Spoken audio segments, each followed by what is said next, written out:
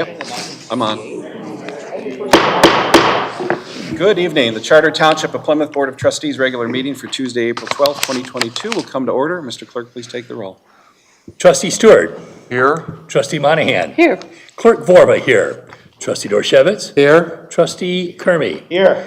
Treasurer Clinton is excused. Supervisor Heisey. Here. We have a quorum. Okay, tonight's Pledge of Allegiance will be led by Chief Pat Conley, Fire Chief. Pledge allegiance to the flag of the United States of America and to the republic for which it stands, one nation, under God, indivisible, with liberty and justice for all.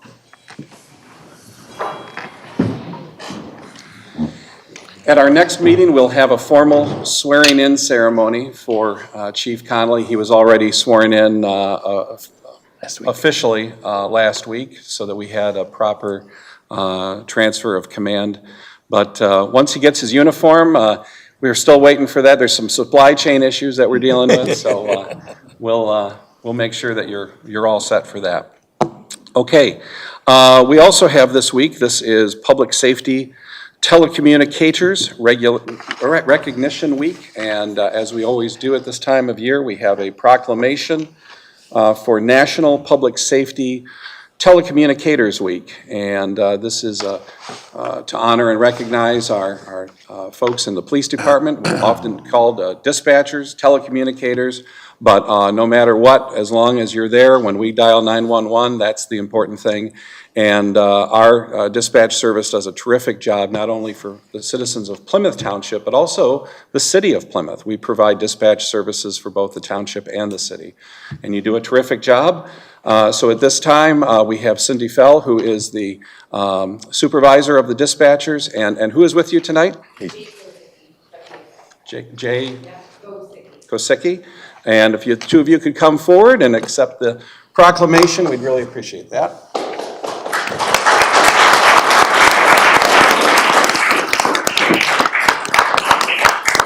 And don't worry, I won't read it, so that's good. And we can do, maybe the chief or Kudra can do a photo with you guys. You can do it here, or you can, I'm gonna sit down, I don't wanna be in the picture. This is about you guys. Yeah, I moved out of the way, don't worry. Okay, thank you.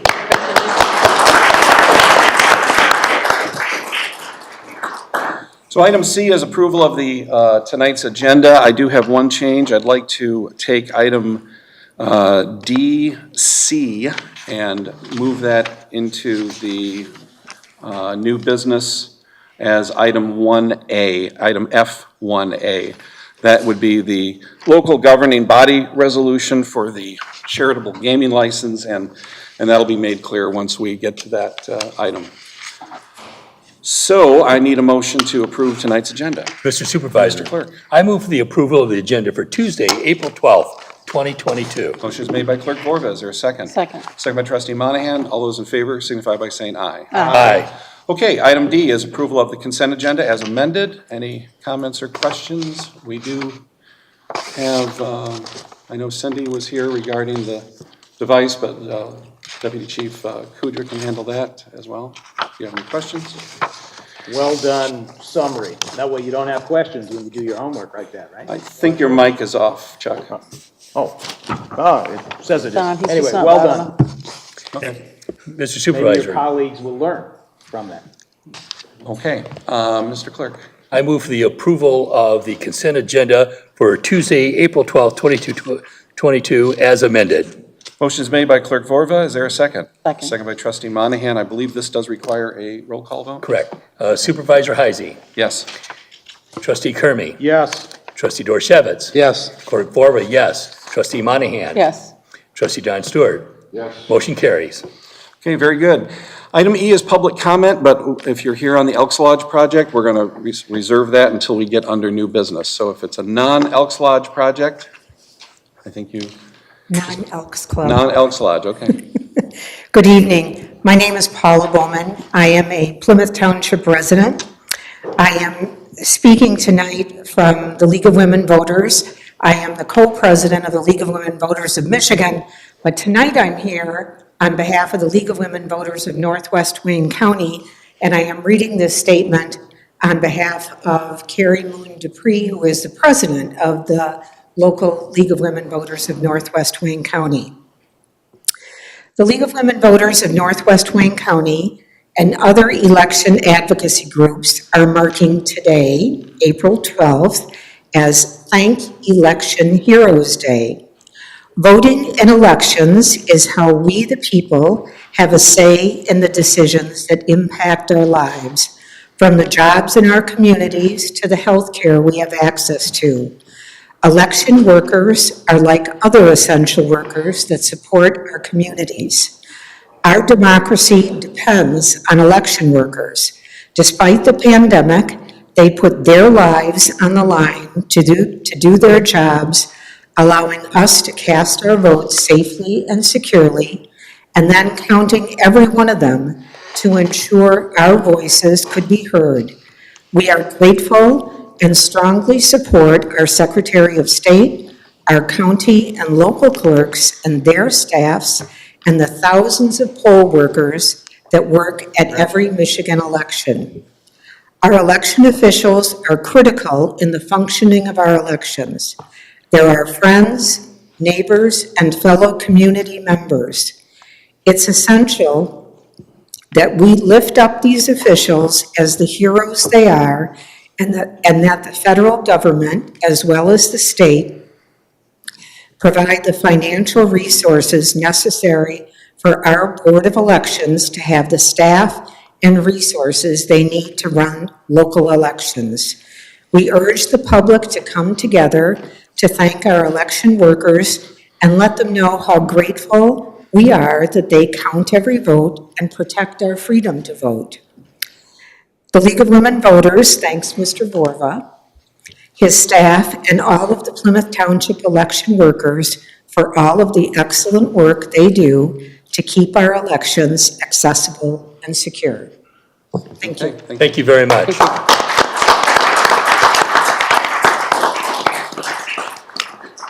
Jerry? Thank you very much. We really appreciate that. You know, these are our neighbors who come together and do this important work for all of us. They're there to help us do what is our fundamental right to vote, and they do an excellent job every single time, and we really appreciate it. And I want to thank the League of Women Voters for recognizing that. Thank you. Okay. Anyone else, non-Elks? Okay, I'm going to move on to item F1A. This is the local governing body resolution for the charitable gaming license. I believe this is for the Friends of Heinz Park. And before we take a vote on this, Trustee Dorshevitz would like to say a few words. Yeah, thank you. I'd like to request of the board permission to abstain from this item because I have a conflict of interest in that I've done some legal work for this organization. Okay. I will support your. Thank you. But I have never heard any policy or terms, and having practiced law in this town for 37 years and had people appear in my office and then come here and make some derogatory remarks, I don't know what the conflict of interest policy is, and the terms have never been specifically delineated. Yes. And I would like to see those in writing, Mr. Supervisor. Well, they are in writing because they're in our policies and procedures, which we adopted at the beginning of this legislative session. Well, then when is the appropriate time if someone has a conflict of interest to allow them to voice that? We're doing that right now. And so it requires a motion, a second, and it requires a unanimous vote of the board to allow Mr. Dorshevitz in this case So you're making to the abstain motion? from the vote. I support the motion. So you're going to make the motion? make the motion. We need a second. I second. Second by Trustee Kermy. Any comments or questions from the board? Then motion's been made by. I'm sorry. Oh, hold on. How long ago was this that you represented? Currently. Sanity? Oh, currently. Oh, well, then that definitely is a conflict. Yeah. Okay, I'm sorry. Oh, that's okay. So motion's made by Trustee Stewart, seconded by Trustee Kermy. This will require a unanimous vote, so Mr. Clerk, please take the roll. Trustee Stewart. Yes. Trustee Monahan. Yes. Clerk Vorva, yes. Trustee Kermy. Yes. Supervisor Heisey. Yes. Motion carries unanimously. All right, so now the new item F1A is the local governing body resolution for the charitable gaming license. Any comments or questions on that item? Yeah, I have a question. Yes. Is this the remote control track? Yes, it is. That's by Gonzales Mill? Yes. All right, okay. That's what the RC stands for then. Remote control. Okay, motion's been made and seconded, and we've had discussion. Mr. Clerk, please take the roll. Trustee Kermy, Yes, trustee Stewart, Yes. supervisor Heisey. Yes. Trustee Monahan, Yes, clerk Borba, motion carries, yes. I think we have to have don't we have to have an abstention vote by, We did, we had the Roll. abstention. did he vote? He didn't vote, Yeah. So you're just not voting? just not voting. You're going to vote abstain? You or would- you? Oh, just I'm not- sorry, I apologize, I abstained. Okay, Yeah, I think we just need to make that. You're clear. right, you're 100% right. good. See, in the- Motion carried. In the legislature, they now allow you to just not vote, which Yeah. I think is terrible, but Yeah, that's what you're they- right. they allow that now, so, but you're on the record, that's important. Okay, so item F1 is the review and discussion regarding the Plymouth Walk So you guys are, Elks Lodge project. The RC guys can go remotely or otherwise, or you can stick around and watch democracy in action here. What we're going to do, here's what I'd like to do. None of us at this table are new to this issue. We've been watching the planning commission meetings. We've talked to planning commissioners. We've read the minutes. We've done our homework. So we certainly are aware of the issues. It's not to diminish the voices to be heard tonight, but I don't, it is advisable, I recommend that we ideally have maybe 5 or 6 people who would come forward to summarize the primary issues at hand, rather than just to hear them over and over. That it's not like whoever has the most, talks the most wins, okay? So just keep that in mind. I mean, we know the issues, we've heard the issues, we've done our homework. And so the understanding I'd like to have tonight would be, normally I allow 3 minutes for public comment, and that's also in our board rules, and that's also provided for in the Michigan Open Meetings Act. I'm willing to take that to 5 minutes, but it's a two-way street, and it doesn't mean that we're going to be here until, 1 a.m. saying the same thing in 5-minute increments. We got to try to summarize things, talk amongst yourselves, designate some spokespeople, and we'll be able to fully understand the issues, and we will also be able to, leave at a reasonable hour. This meeting tonight, we're not voting on anything. I don't know when we will. We have, our next meeting is April 26th. We might vote that night. We have 2 meetings in May. We may vote at that point too. A lot depends on not only what we hear tonight, but also what we hear from the developers and from our consultants and our attorneys. So at this point, this is a fact-finding effort by the Board of Trustees. We have a planning commission because the planning commission serves at our behest. The planning commission by law is a committee of the Board of Trustees. I nominate those individuals to serve. The board ratifies them. They serve for 4-year terms, and they can't be removed. The only way they can be removed is for cause, and they have the ability to appeal in court. So these are positions that have a great deal of independence once they are appointed. It's an advisory body to the township board. So with that in mind, this isn't a do-over tonight. This is not another planning commission meeting.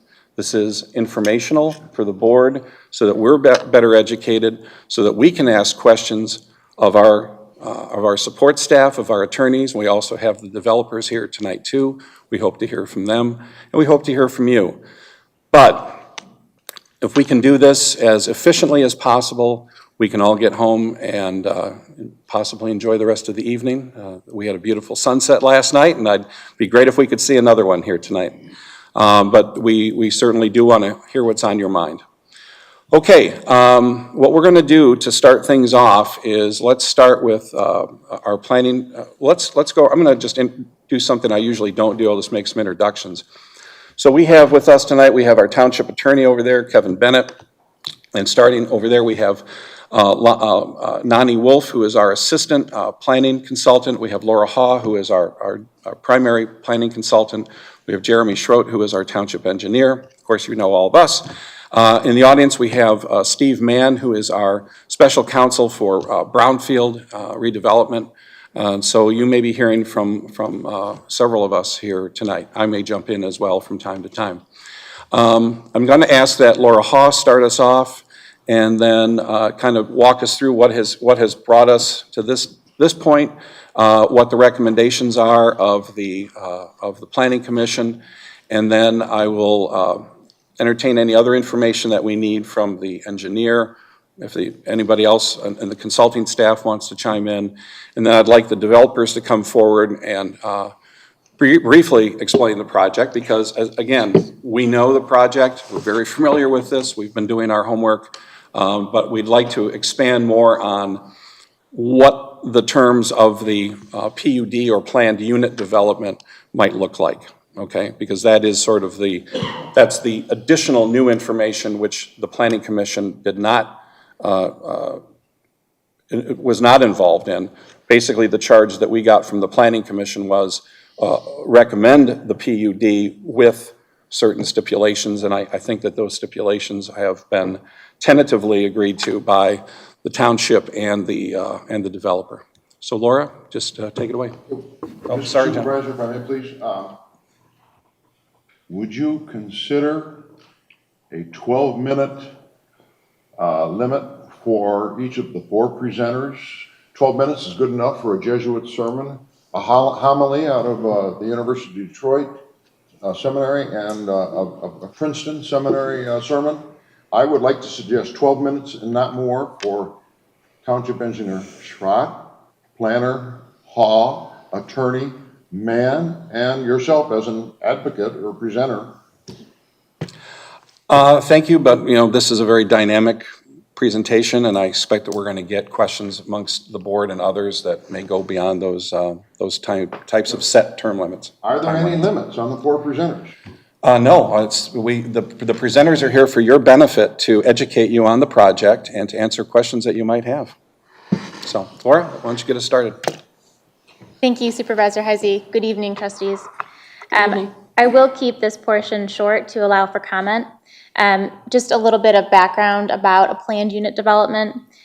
This is a flexible method of development that allows for some relief from the current zoning regulations in exchange for greater oversight and input by the municipality.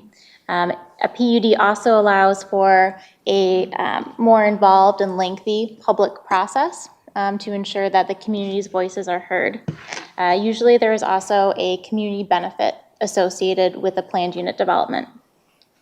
In the case of this PUD Plymouth Walk, which is a residential development of 369 units, even though it's a PUD, the developer is really not asking for much of a deviation from the specifics of the zoning ordinance. In fact, the PUD option allows for a much higher level of density than other parcels in the township, up to 25 dwelling units an acre.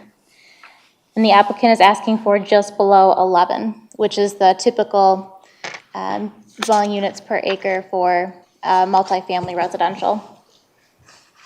Bob, if you could go to the next slide real quick. Okay, thank you. So as far as the process, because this is a planned unit development, there are many additional steps in the planning review as opposed to just a by right development, whereas a property may be zoned industrial and that property owner by right can erect a manufacturing facility. It doesn't have to have a public hearing. It doesn't have to go before the Board of Trustees. The PUD process is different in that respect. It does require these additional meetings and review that are open to the public.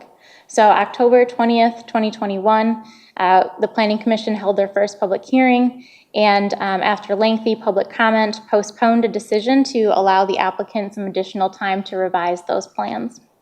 There was a special meeting in January, January 12th, where the Planning Commission again reviewed those revised plans, listened to public comment, and then ultimately made a recommendation to the Board of Trustees for the PUD option itself.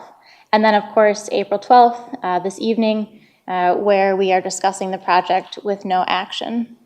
The next slide shows the motion from the January 12th Planning Commission meeting, which recommends approval of the option to the Board of Trustees, that the application meets the 8 eligibility criteria, and that the engineering and fire conditions are met, and to encourage the Board of Trustees to make further recommendations of improvements to the northern roadway, that being the northern neighborhood. You can go to the last slide. Last? Yeah, all the way down, thank you. Okay, so this is just a brief flow chart that shows where we are in the process. The first 2 circles represent the Planning Commission meeting, where there was a public hearing and where they made a recommendation, and then the Board of Trustees is that second circle in yellow. And that is where actual action would take place, where a vote would take place on this PUD. So you can see that we are relatively still early in the process. For the discussion, if the Board of Trustees were to approve the PUD option, they're essentially approving the concept plan. So the developer would still be responsible for coming back to the Planning Commission at future meetings to receive their preliminary and final development plan approval. And it would also come back to the Board of Trustees at a future meeting to review the final package, as well as the PUD contract that the township would be entering into. I'll turn it over to you, Jeremy, for engineering. All right. As Laura mentioned, this is a preliminary plan. So from an engineering perspective, we're really looking at it from a high level as to, are there utilities available? Is there capacity available for this development? And there's a large sanitary sewer and trunk line along Ann Arbor Road, as well as water mains on both Furwood, East Side, all the way down to Ann Arbor.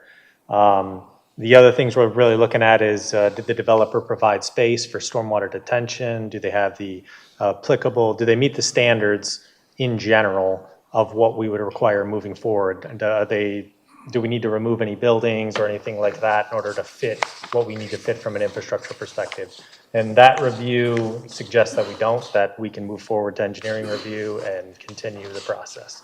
Now, the one big thing that we did look at was obviously the traffic. The township requested a traffic study directly from the developer, which looked at not only the traffic that would be contributed from the development, but also all the intersections. What sort of delays exist now? What sort of delays will exist into the future based on the improvements at this site? And what we found was that based on a single entry exit point at Ann Arbor, there would be increased delays along Ann Arbor. However, after talking this through with the developer and the developer's engineer, we determined that it's necessary to connect to the Wayne County roads to the north. If we connect to the Wayne County roads to the north, that does mitigate those concerns. Obviously, the main issue with connecting to the roads to the north is that they are not in condition to handle traffic as is. They are dirt. There is very little drainage. There is no storm sewer really, to say the least. So as a part of that, we suggested that the developer repave those roads, which I think we're going to get into in the future as far as that agreement has been negotiated and discussed, that the developer is willing to contribute dollars towards reconstructing that at no cost to the homeowners. So from an engineering perspective, that is the crux of the issue, and we believe that they've mitigated it through those connections to the north and the public benefit of the road improvements. Okay. So the conditions that were set forth by the Planning Commission, those were basically to address what we're going to call the East Lawn neighborhood to the north. So if you could we can illustrate the East Lawn neighborhood here is Furwood, Michael, East Side, and General Drive. It's the East Side Drive. You want the You want just the, There we go. Watching this really good. Bonkers. what's that? With all your circles, I'm sorry. Okay. So this is the East Side neighborhood. And this is about, how many homes, Laura? About 50? 54. 54 homes. This is all dirt, very bad. This is probably the worst, in terms of dirt road situation, it's got to be the worst in town. And it's one of the few remaining dirt road neighborhoods in the township, and I would say it's probably among the worst, if not the worst. Okay, so let's just keep that in mind, all right? So as Jeremy pointed out, the traffic delays, any potential traffic delays with one exit onto Ann Arbor Road needed mitigation to the east side neighborhood. And that was an impediment that I believe that the Planning Commission had requested as a condition of moving forward that issue be addressed. You cannot have that, the dirt road neighborhood there is really bad even without any additional cars. So the township has been approached in the past by residents of the east side neighborhood for possibly a special assessment district to pave their roads. Our estimates going back to 2017 pegged that at about $30,000 per house to do a special assessment district, which was clearly cost prohibitive. And we haven't heard a lot from the neighborhood since then, since that last approach for an SAD. So our engineers have estimated that the cost of paving the east side neighborhood would be about $1.85 million. And as a condition of this PUD, if we go forward with this, the developer has proposed to contribute an amount equal to $1.85 million to fund over a 5-year period the roadway rehabilitation project for east side. May be referred to as East Lawn in there, but it's east side. So the rehabilitation project would be performed by the township using our own contractors. The developers would not be involved in this. This would result in new paved roadways, sidewalks, and curb and gutter drainage provided to the East Lawn residents at no cost to the property owners. So it's a very good public purpose there. The developer has asked that the improvements be financed with the township, similar to a contractual special assessment district with a 5-year payback. We have done that kind of thing before. The developer would pay $370,000 to the township at the start of the construction, and then he would provide us with other financial assurances that payment would be made in 2 to 5 years, perhaps in the form of a letter of credit, but those are detail issues that would be worked out if this goes to the next level. Construction of the East Lawn roads would commence when the developer starts construction, and no developer traffic would be allowed in the East Lawn neighborhood at any time. In return, the township, through its Downtown Development Authority, and this site project, so we refer to it as the Elks Lodge project. The Elks Lodge is actually a very small piece of this development. The vast majority of this site is the old Wyckoff Steel facility, which is a brownfield site. There is contamination on site. There is a need for environmental remediation. And so this area also is in our Downtown Development Authority, which I believe was created in 2012, 2013 timeframe. So the DDA has a surplus right now of about $1.3 million, and they would contribute $844,000 to support the construction of the spine road within the PUD, within the development, and the construction of sidewalks and safety enhancements along the north side of Ann Arbor Road underneath the CSX rail overpass. This is critical for public safety in general. It's a project that we've been wanting to do for years. We've done all the engineering work. We've consulted with CSX, so they're very well aware. Also bear in mind that Ann Arbor Road is the old M14, so it's also under MDOT jurisdiction and not Wayne County. So as pointed out, this is a brownfield site, and as part of a brownfield site, our local brownfield authority would develop a brownfield redevelopment plan that would allow tax increment capture to occur at the site. If you have any questions on how brownfield works, we have our attorney, Steve Mann, here, who can give us all the gory details on how that works. But the good news is, as part of the brownfield plan, the DDA's contribution of $844,000 would be reimbursed within the first 3 to 4 years of the plan. So the DDA would get its money back. This encourages the DDA not only to do the north side of Ann Arbor Road, but also to install sidewalks on the south side of Ann Arbor Road, which we've gotten many requests for. That's a very dangerous pinch point for pedestrians and bikers and others who are trying to get under that overpass. And I think it would hopefully also encourage CSX to do what I consider badly needed maintenance on that overpass, which is over 80 years old now. It is, again, the arrangement as part of this planned unit development would be considered a significant public benefit, which is only available through the PUD process. As far as heritage, trees and open space, Laura, if you would like to comment on that one.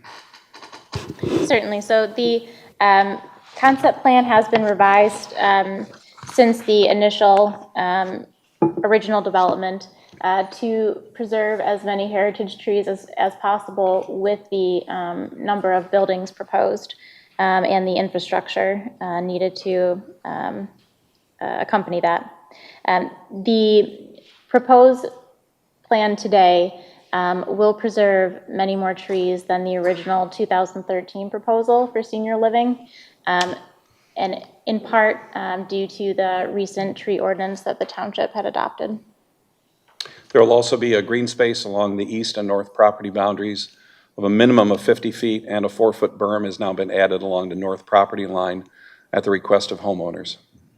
So those are the essential terms and conditions of the PUD.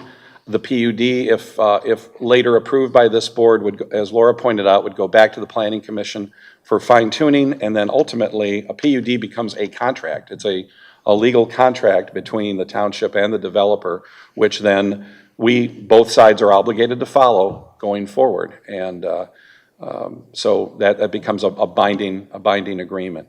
As Laura has also pointed out, this area is still zoned industrial. And so there's about 33 acres total on site.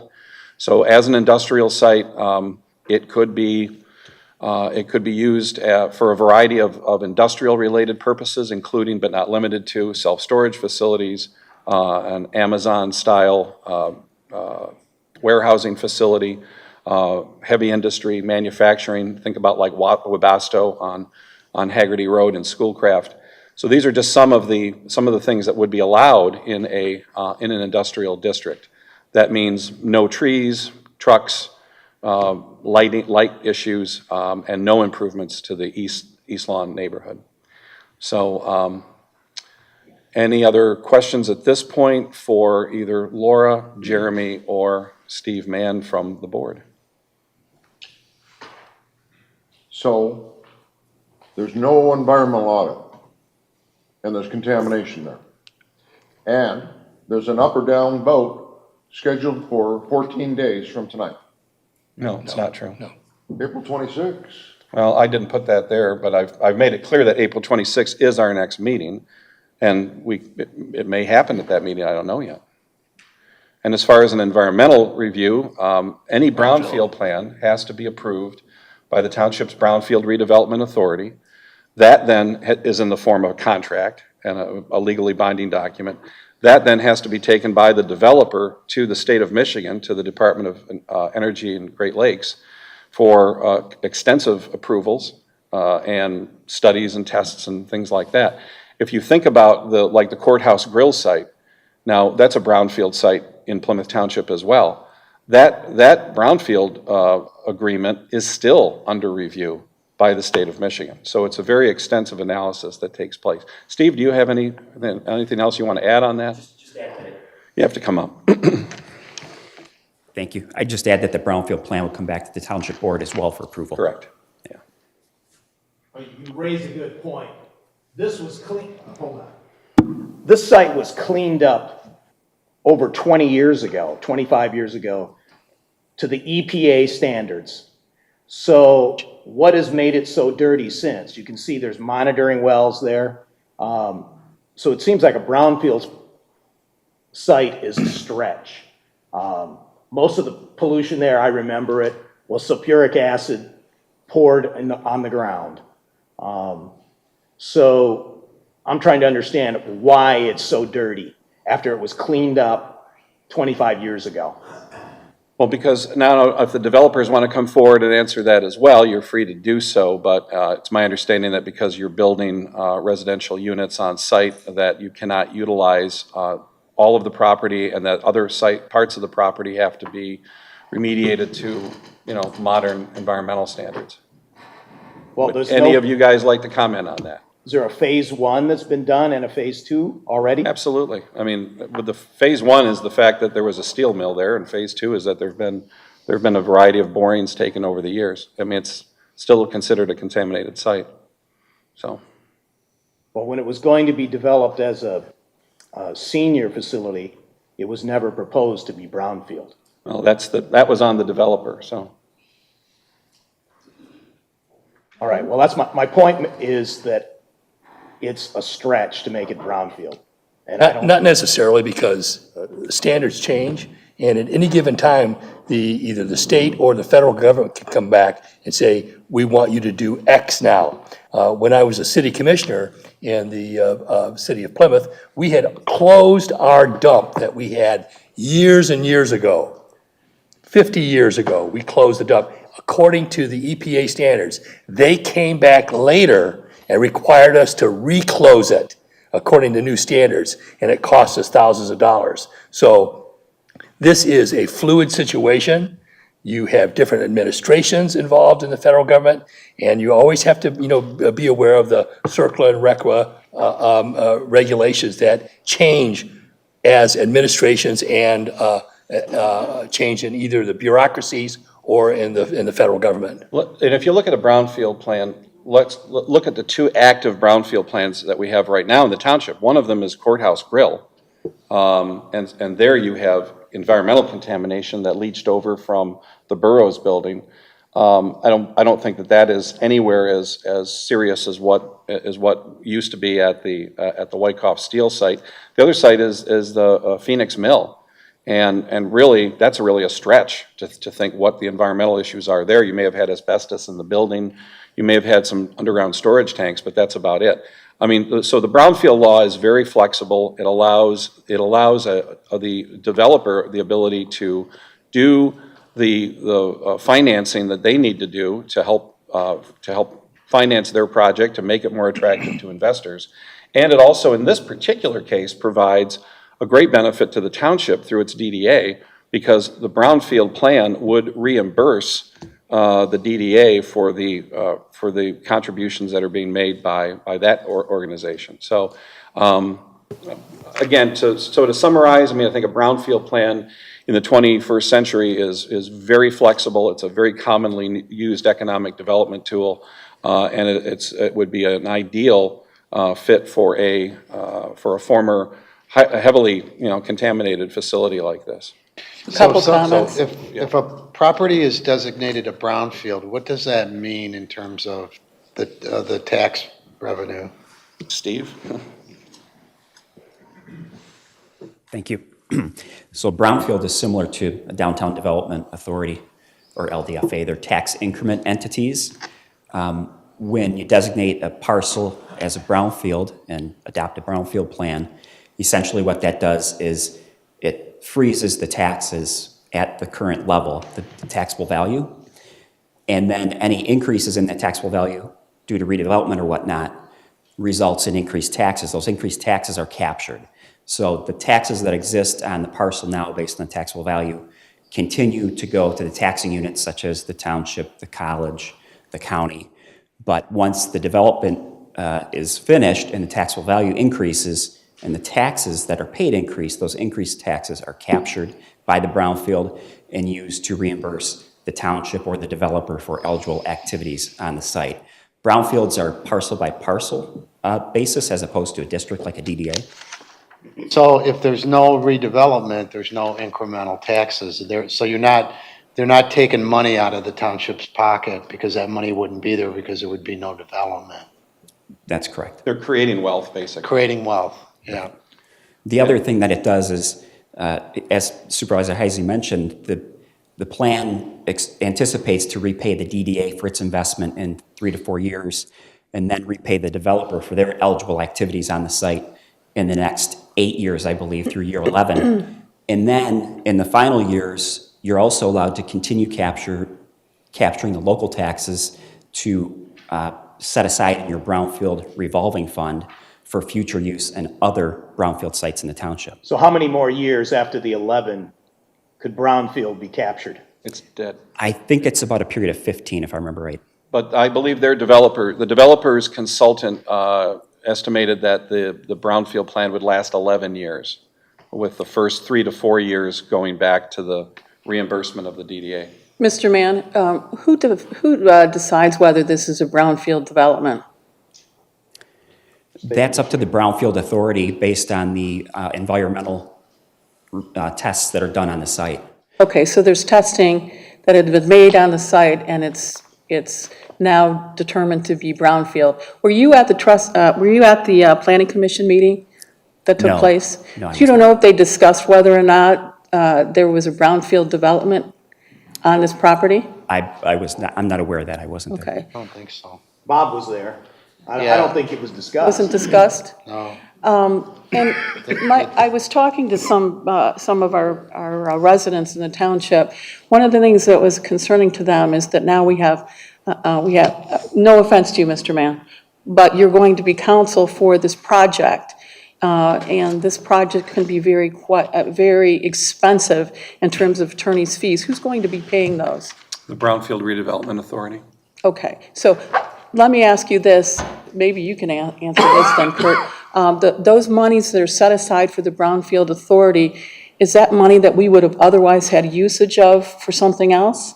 No, in fact, the Brownfield Fund right now, it has about $1.5 to $1.6 million in the fund right now. Okay, so some residents were concerned we're taking monies that would be available for other Well, concerns. it could be used on other brownfield sites. These are legitimate expenses It of can't be a used for the Brownfield police Authority, department, though. just like we are with, like the MITC is a Brownfield Authority. We have money from the state, so we use that money for administrative costs such as attorneys, consultants, finance people, et cetera.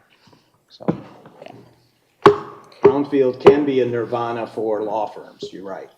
well, that's on a, But Chuck, that's Well, I wasn't trying to suggest that. I was trying to make sure that the residents understand where the money's coming from, who's going to pay for it, and the fact that it's not taking away from any other thing that we can do for our residents here in the township with that money. Well, that's not completely true, because we could use it on another brownfield site. And Which we're not, so But we don't could- have any other we have- brownfield sites. Well, wait a minute. Well, if we, do we have use the it, if we boroughs- don't use it, we lose it? No, No, Okay. we're sitting on We it. have the Burroughs brownfield site, we have the former junkyards on Schoolcraft Road, so there are uses. Well, I'm not are you suggesting that we use brownfield money to subsidize private development? That sounds That's what like we're doing corporate- here. That sounds like corporate welfare. No, we're not. Yeah, we are. You know, They're getting an we're interest-free paying them. loan of $850,000 for. Not a loan. Steve, It's a how many? grant. Well, wait a minute, it's fronting the money. We're fronting the money from the DDA of $850,000 Yeah. to be paid back beginning, how many years after we front it? As soon as the brownfield plan is in place. Well, how are they going to generate the cash when it takes 5 years to complete the development? Because they're going to be building, it's going to be 5 years to pay back for the road construction in East Lawn. It's going to be, I mean, they're going to get working right away, they're going to be building, they're going to have tenants, and they're going to be making money. So here's another, and Steve, you The probably, assessments are going up almost immediately. As soon as you start developing, the assessments go up. So you start capturing. On extra. December 31st, every year, Right. you're right, the assessment changes. Yeah, that's right.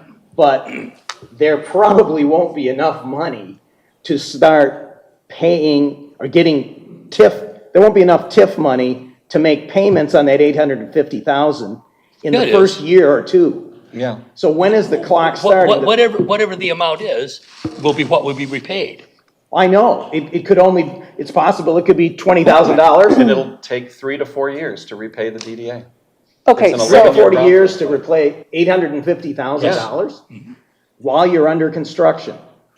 I'd like to see somebody Yeah. do the cash flows. The second you put the shovel in the ground, there's improvement.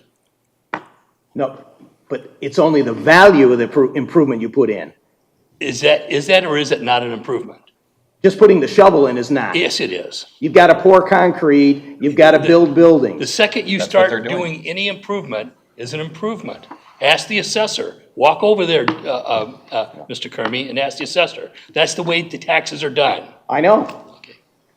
And every BRA plan also carries with it an escrow. Where's There's also an where's the escrow cash account. flows that show us this? Or is it still I preliminary? am sure that the developers could provide that because I know that they have hired, I'm not asking for it tonight, but I know that the developers have hired a very reputable consulting firm that has agreed on an 11-year brownfield plan. And those are not taken lightly because they have to be approved by the state of Michigan. They have to be approved by the state treasurer and by us, and it's a very complex. It's not binding. If they don't reach that point in those years, it's not They- required for them to make a payment. It's as part of the brownfield plan, it's certainly actionable. I mean, if they're not delivering, then. it Well, could if be they don't have actionable. enough, okay, let's say they have a slowdown because of supply chain, or there's a recession, or it's an LLC, they decide to declare bankruptcy. And You don't that's get the why- money back. do they post a bond? They post a bond Okay, and every, then that should there's take care of a it. construction bond, there's a bond, an escrow that goes with There you the go. brownfield plan too. That will cover the whole 850? Otherwise, we wouldn't, I don't think the state would agree to that either, because Well, we can't put us at risk. the state loses money on brownfield plans, so. Laura, I have a, comment on that? I'm sorry. All right. Do you so- want it, Steve? Do you want it? No, I think you're right. Oh, I'm right, okay. right, Okay, that- good, we're right. that What, there will be a bond for $850,000 Well, or a letter of we credit? haven't got into all of the financial assurances yet. We've discussed the financial insurance for the payment for the paving of the subdivision to the north. Well, there's a $1.8 difference million. between bonds and letter of credits, are there not? Yes. Okay. So what are you asking for? What are we asking for? Letter of credit or bond? At this point, it's essentially a letter of credit that's being discussed. Which is weaker than a bond. If they declare bankruptcy on the project, you're out of luck with a letter of credit. And if the creek rises. Laura, do you want to jump in? We've had developments before that have gone bankrupt, you know that. Well, maybe you don't Yes, know that. and I do know that because I've been here for, not as long as you, but, No, you 50 haven't been. years. Laura, do you want to jump in? And that happens. Well, I'm just trying to understand. Okay. You know, We're don't trying to attack- answer- Don't attack me for asking questions. I'm not attacking you. All right, What I'm saying is so- 2008 happened. Did I create it? Did you create it? It happens. So. That's why you our- protect There's yourself for it. inflation going on right now. Did I do it? No, I didn't do it. I voted for the other guy. Steve, let me ask you this, why would we pick a bond? So Laura, I mean, Laura's trying to jump in here, and I want to, do you have anything to add? Yes, I do. Just to be clear, for the construction cost of the project, the Township Building Department does collect bonds, not letters of credit. But for this specific DDA loan, you don't know what they're doing yet. He said letter of credit. They may collect a letter of credit for some of the DDA portion, but the actual development itself, if they go into foreclosure, we have a bond for that construction cost. Oh, thank God. The question earlier about whether or not the township or the brownfield is paying for the attorney fees, whenever anyone makes an application for a brownfield plan, there are township fees that are associated with that for the noticing, the publishing, the certified mailings. They also have to establish escrow, so that would pay for any engineering review, legal review, and that's at the cost of the developer, not at the brownfield or the township. Laura, I'll just say on that one, that I think in a normal development, I think that's accurate, and I think it would also be accurate in a normal brownfield plan, like say Courthouse Grill. But in this case, and one of the reasons why Steve Mann is involved is because this is going to be definitely an enhanced brownfield plan. This is going to require intergovernmental agreements between the Brownfield Authority, the DDA, the developer, the township, State of Michigan, financing agencies. So it's a little bit, it's going to be probably one of the more complex brownfield plans that we've done in recent time, possibly ever. So.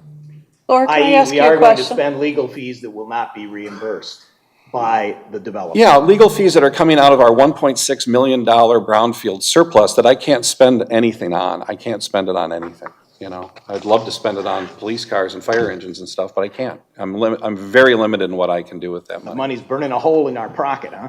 Well, I guess so. I mean, it's in a special account.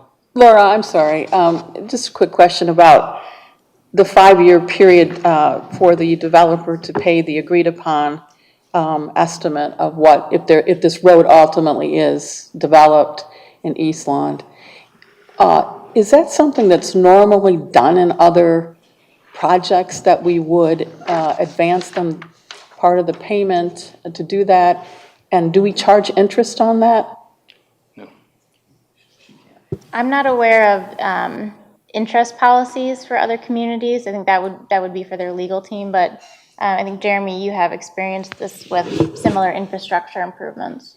Yeah, a 5-year payback is something that happens in this community as well as communities around the area.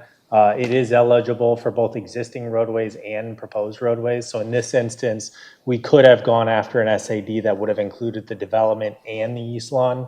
And then we would have just compared the signatures of how many units from the development versus how many units to the north.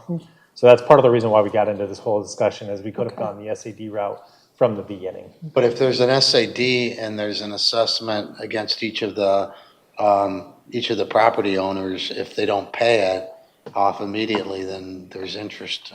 It's prime plus 2. Right, board yeah, policy. so it depends on where you're at. I think historically, the township has done, prime plus 2, but a lot of communities, they do 0% Yeah. interest. And again, That was- to that was comply with policy. the requirements of the Planning Commission, the recommendations of the Planning Commission, it was essential that the East Lawn, East Side neighborhood be fully paved. And at no cost. I mean, so to be able to get that improvement at no cost is unprecedented. And so because the development site is in the Downtown Development Authority, the DDA would advance the $500,000 as a grant to the construction of the spine road that goes through the DDA portion of the development site. And again, be reimbursed for that. And I don't know if it's addressed to either of you, but I guess I'm just having a difficult time if it's essential that this road be paved. And it was at the time that the Planning Commission made their recommendation that there'd be studies done about traffic studies. How could, and again, you may not be able to answer this, how can there be, first of all, decision made on something when you don't have all the information about the density, traffic density, other than pure eyesight? And secondly, how is it that we find ourselves saying that it's an absolute necessity to have this road paved when we don't know the studies upon which they made their conclusion on at the Planning Commission level? There was a traffic study done, and the traffic study is based on what the proposed density and use is. So there's what's called like a highway capacity manual, or a number of other different manuals that our traffic engineers use to forecast what that traffic would be based on its use. And then we analyze that against the existing intersections that surround this development to verify whether or not it has capacity or not. So when was the study done, though, Jeremy? That's what I wanted to know, because it seems in here that it was, that the concern was brought up that we needed a traffic study. The vote had already taken place, and then since January 12th, there was the study done. I mean, when was the study done then? No, the study was done in September of 2021. So in other words, the Planning Commission had this information? They did, and I actually Okay. spoke to it at all of the Planning Commission meetings that we had about that traffic study, because initially the traffic study had to do with an entry point only on Ann Arbor Road, and we reviewed it against that, saying, no, you need the entry point to the north as well. So when we talk about the absolute necessity of this road being paved, are we only basing it on the fact of the density of traffic, or are there other reasons why this should be done? as far as this project is concerned, the roads are necessary to be paved in order to accommodate the potential traffic that would be generated from the development. But if you didn't have a through road, you wouldn't need to pave them, and this whole thing would be much more simple. Developments of this size and larger, like Village Green apartments and things, they only have one entrance. So I think that the township pushed the need or the want to have a through road. And now we are going to front the money, $850,000 to build that spine road. 500,000 from the DDA. I mean, it's somewhat debatable that the roads wouldn't need to be paved because I would think a lot of the residents would agree they're in relatively poor shape. But as far as like a development of this size, having a single entry and exit point, that is not common practice for any community in Michigan. But other communities do have those sizes, except they have an emergency exit to get out. Right. When we lived in Novi, that's exactly what happened. For fire For trucks. fire trucks, in case there was a safety hazard. Right, and I think we explained that in our review memo as far as that's what it was initially set up for. But when you start looking at the amount of delay at the intersections and you start looking at the potential stacking within the development related to those intersections, if all you have to do is connect to the north and you mitigate those concerns and you reduce the likelihood of having additional delay time at these signals, and then consequently the need to pave that makes all of those things better, and then the developer, then offers to pay for it. And in my opinion, that's good practice, and that's what most communities would strive for, is to have those multiple entry and exit points. To have cut-through traffic and the speeding that goes along with it. Sounds like you've made up your mind. Well, no, you don't have to make up your mind. You just look at Tavistock, that's complained for 40 years. No no comparison. Well, Come on, Chuck. I mean, if you want to be on record as not wanting these people to have their roads paved for free, that's fine with me too.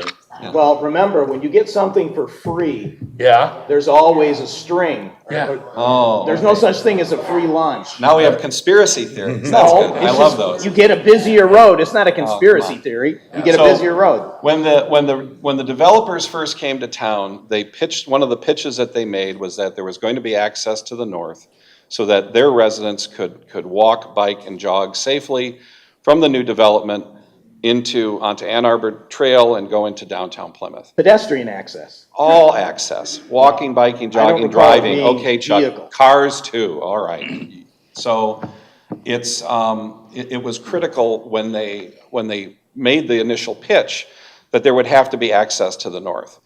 Access to the north became, I think, I'm not gonna speak for the developers, but I think once they found out the condition of the neighborhood to the north, they could see that it was a rutted, nasty, virtually inaccessible mud neighborhood, and they didn't want, I think they had a change of heart. I don't know for sure.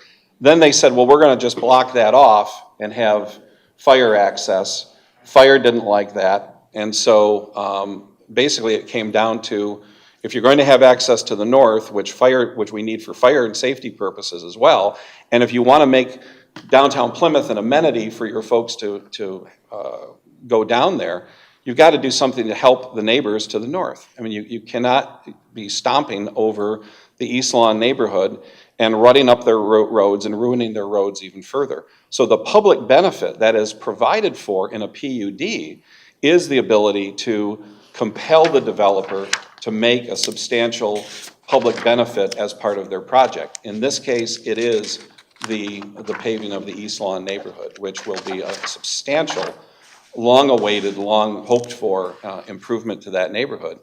And I've talked with the residents who, at least the leader of that, the self-described leader of the East Lawn neighborhood. I don't know if she's even here tonight. Here? Oh, you're back there. Okay, hello. So I know you and I have talked about this, and the fact that they would get basically a free road, curb and gutter, drainage, and sidewalks is a pretty attractive option, in my opinion. So that's where we left it with the road, the DDA, because this is in the DDA, and the DDA can use their funds to augment and supplement a development project. would contribute $500,000 to the project.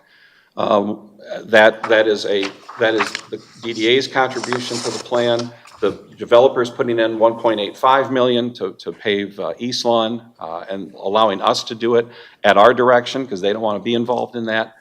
And again, as a brownfield plan, we would be able to get reimbursed, so the taxpayers are made whole through the brownfield plan and through the DDA. So help me with the math. They put in, the developer does 1.8. The DDA loans 800,000. 500,000. 500,000, so that's the 370 that they front. So the developer gets, in the end, expends how much? Well, I can't answer that for sure, because the 1.8 million pays for the repaving, for the paving of the East Lawn neighborhood. I don't know how much they're going to spend on the road spine. The DDA is going to contribute $500,000 to that effort and be reimbursed in the future. But just with our cash flow, the cash flows that we're involved in. That's what I'm trying to understand. I don't know. I tried to explain it, but. Developers, do you know how much you're going to be spending on your road infrastructure?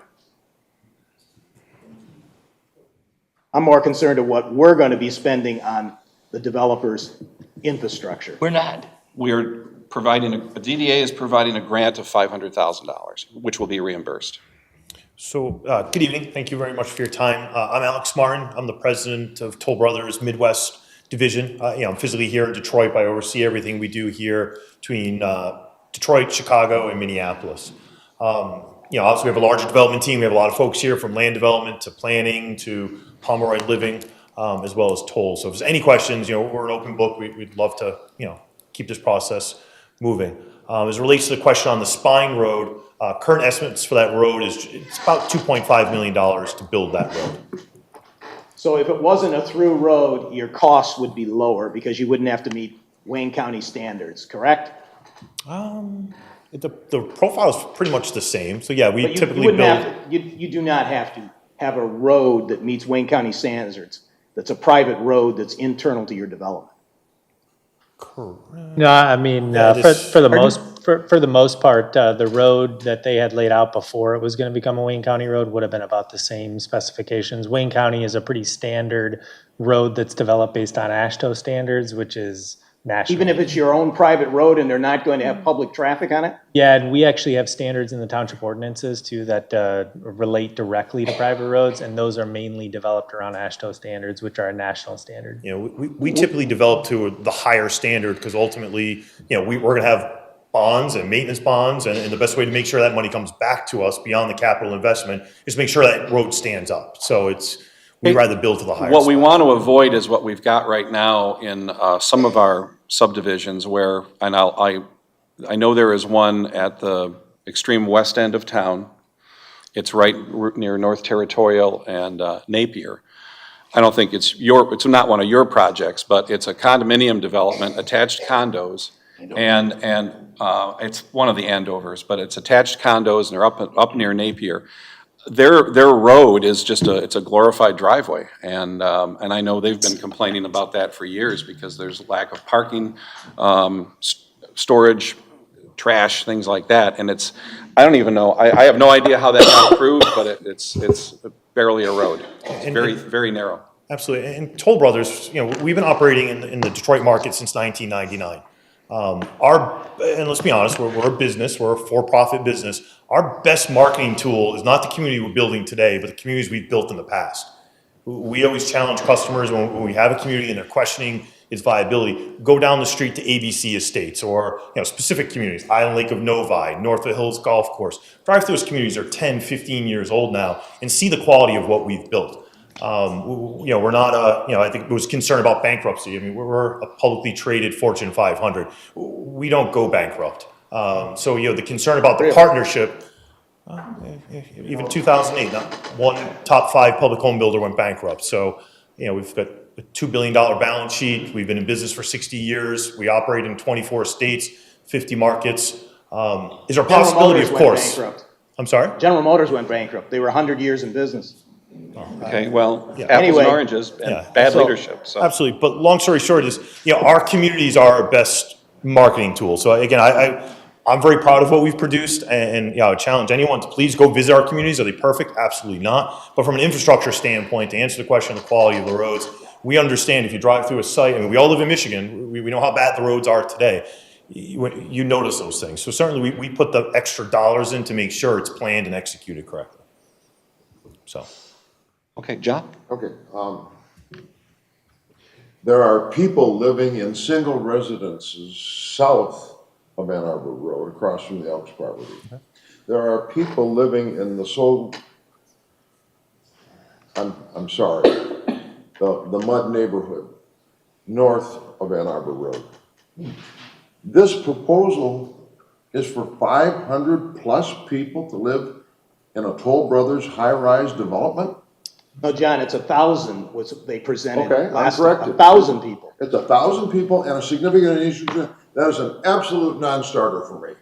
You have my no vote right up front. Fair enough. And I know the concern is. Doesn't fit. No. Well, we You go home understand. now, John. Well, one, we are adhering to the master plan, and we're below the density of what can even be proposed. There was a master plan designed and envisioned for this project, I think allows up to 24 to 25 units per It acre. took us an hour and 5 minutes to start talking about the human element of people. We're not voting tonight. Yeah. Well, and all I would say, Shame.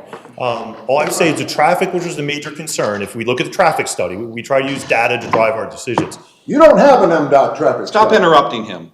No, you be appropriate.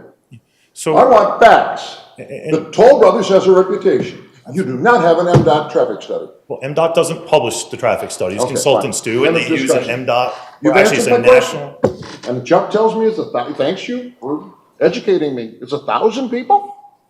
Well, do at the the math. January 12th meeting, they said 1,000. I don't know whether it was I Laura wasn't there, I Hall. was told you were there. Yeah. Or somebody from our planning consultant said 1,000. This is offensive Well, they should. to any intellectual honesty. Then you can go home now. You've accomplished your mission. Criticism is a form of autobiography. You may go home. Okay, thank you. So, in that Thanks for playing the audience. in that vein, on page 146 of the packet, which is page 2 of the planning report, that has the 8 PUD option eligibility summaries. There's 8 of them. 5, 6, and 7 probably aren't met by this. Number 5 is harmony with the character of the intermediate area. The next one, 6, is not generate traffic that will adversely impact. And 7 is include an intensity of uses that is compatible with adjacent land. This is really intense. And it's going to increase our multiples housing by 100% in Plymouth Township. 100% increase in multiple housing. And Where's what your is- data? Where's your data on that? It's right here. It's produced by Laura Hall. Oh, Goes so what's from, wrong with multiple housing? What's wrong it's- with multiple It's housing? not in the character of that area. So just to address a handful of those But, items. so if you go from, we're going from 6% to 13% multiple. 13%. That's a, Just to put some of those things in That's a 100% perspective, if you don't increase. mind. You listed a few things. So from a traffic perspective, there is a traffic study. It's math, it's science, it's regulated by a large manual that's accepted nationwide. If I remember correctly, the traffic impact we have on the area is measured in seconds. The problem with this area is not this development, it's Ann Arbor Road. So the impact of it, and literally, please study that report because it's very factual. And it's literally, when I'm saying seconds, I'm talking 3 to 10 seconds during peak hours. So that's one. 2, compatible uses relative to multifamily. During the master plan process, which is a very public process, which I'm sure many people here were part of, it's approved to go up to, I believe, 24 or 25 units per acre. By default, that's multifamily. I'm sorry? So ultimately, we are in keeping with the spirit of that intention by having density below 11 units per acre. And unfortunately, right or wrong, due to some of the constraints of the site, i.e. the environmental, you can't build single-family homes on the west side of the site up against train tracks. It does not meet single because of basements and things of that nature. So you can't have a low-density option on most of the property. So we feel it's in keeping because ultimately, when you start looking through that criteria, the traffic impact, there are traffic issues. There's no doubt. I got stuck on a train going down, I believe it was Haggerty Road, for 15 minutes. This site has nothing to do with those train tracks. There's nothing to do with that. And yes, we'll increase traffic, of course, but if you study the traffic report, it's measured in seconds during peak hours. But Alex, I guess I'll add to that, I guess that's what our findings is that it's not going to adversely impact traffic based on that mitigating factors. Well, wait a minute, you're saying it's only seconds if you had no through road. Is that what you did? You just made that case? It's only seconds, stacking time at Ann Arbor Road. Seconds. There's a whole level of science behind it. Right. I think it's very complex. Yeah, to speak to, I guess what Trustee Stewart was saying, MDOT doesn't produce traffic studies, but we do, and so does the developer's traffic engineer, and we're both certified from MDOT. So we've reviewed it in keeping with MDOT standards, which, is there increased delays? In a lot of cases, there may or may not be, but there is a level to which you reach to where that becomes adverse or not adverse. And in this instance, we believe it is not adverse in keeping with the MDOT standards. If this was rezoned multifamily, they'd be in compliance, correct? Correct. Well, that would be us that would rezone it. Yeah. And there'd be no benefit to anybody around the site. Well, do we intend to rezone it multifamily if this falls through? We could, it's better than industrial, This which board is is the right one now. But my point is that if it was zoned multifamily residential, the folks to the north would receive no benefit. And there would be no public hearing or real public input process because if it's zoned multifamily, then it's multifamily development by right if it meets the zoning ordinance criteria. So But at the current status, it does not. That's in the It's long industrial. Because it's zoned industrial. That's why it's a PUD. Yes. And we've done PUDs for residential developments in similarly situated Well, areas of industrial the brings township. jobs and usually less traffic. Well, we could put 2 Wabastos there. It'll create a lot of jobs and you'll have no trees and you'll have truck traffic, but you'll have jobs and you'll have truck traffic and no trees and noise and lights and everything. So remember that.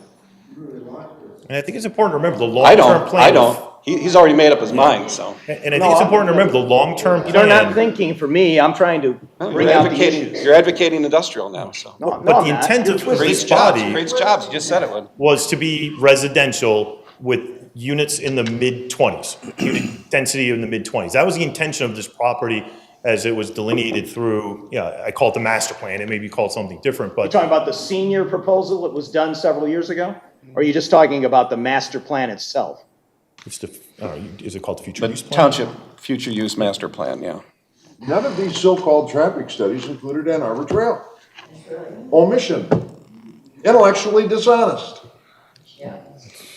Is that true, Don't have Jeremy? time for anything else that isn't based on the No, truth. that's not true. They did include Ann Arbor Trail, and they did do counts Oh, sorry. along Ann Arbor Trail at the major intersections. So we did At discuss some point in that. time tonight, maybe hear from the John, you people- gotta stop interrupting us Well, and I'm- insulting the people who are coming before you. We're here to, May we hear from some of the we're here to people? provide Well, we're information. May We're here to we hear provide from the information. people? Jeremy has the floor. Jeremy's trying to help us with Okay. information, and you're interrupting.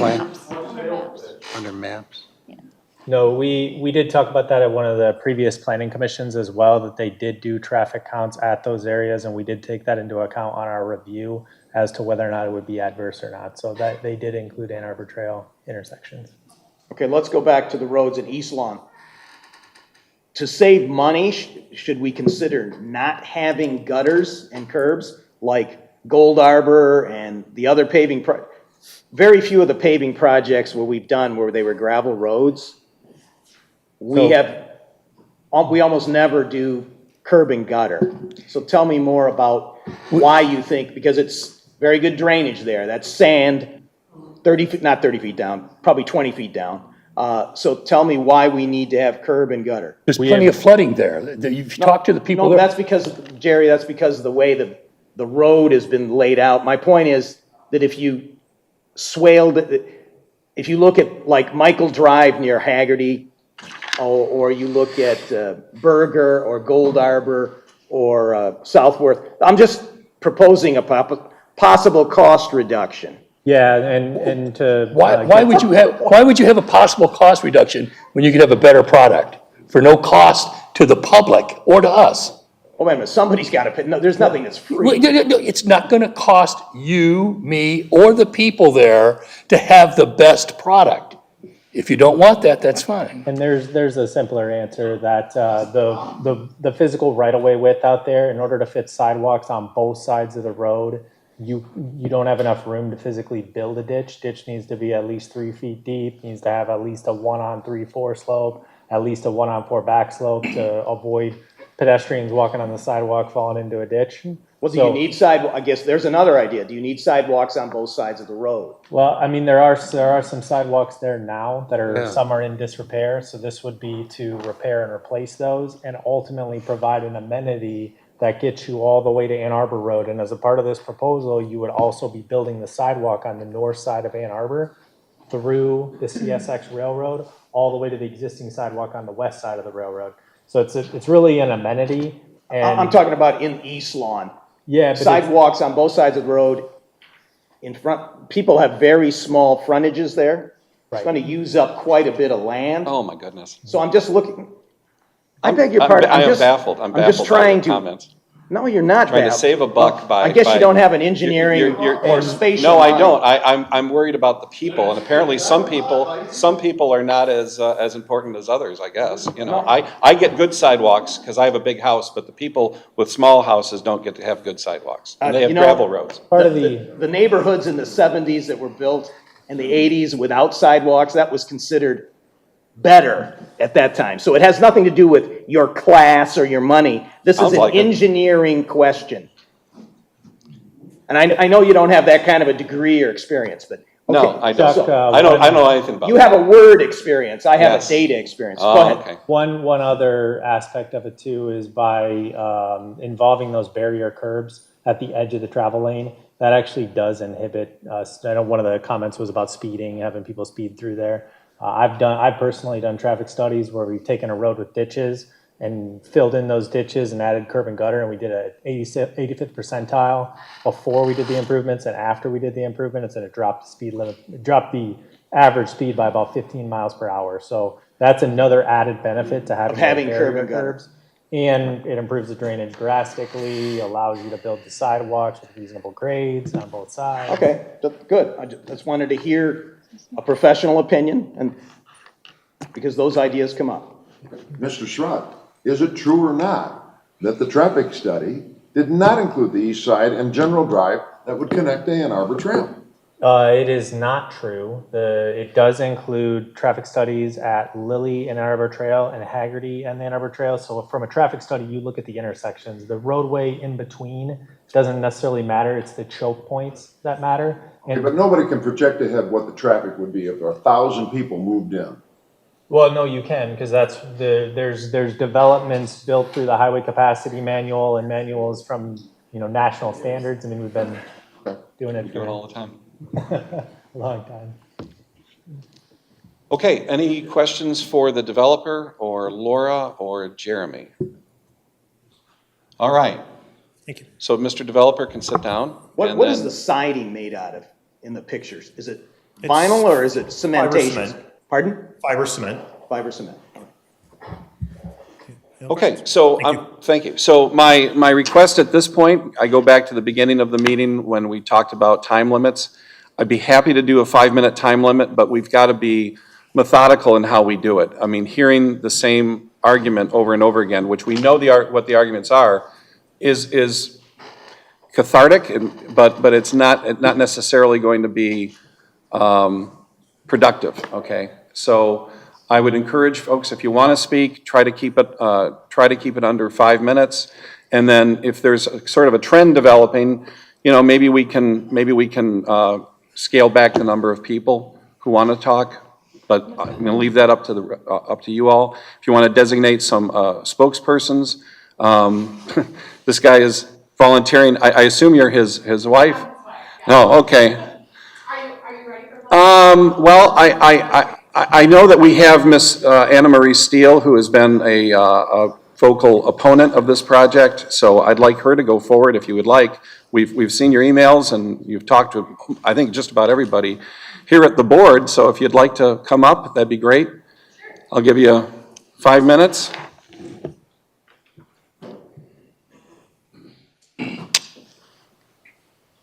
First of all, I am embarrassed to come to a meeting and hear the sarcasm and negativity in this board.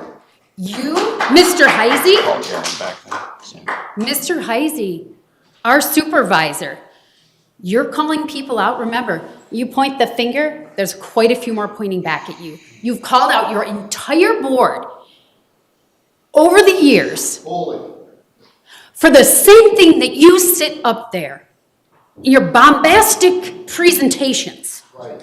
It's not acceptable to do that to other people. Okay, But so thank you for calling me out. Well, I appreciate it. you've been to all of our meetings, you've been to planning commission meetings, we've received a lot of emails from you, and I you know, understand. I wasn't referring just- to that. you've been a leader in I was this. pointing out that Mr. what Guerin, you can do we- is Mr. not okay.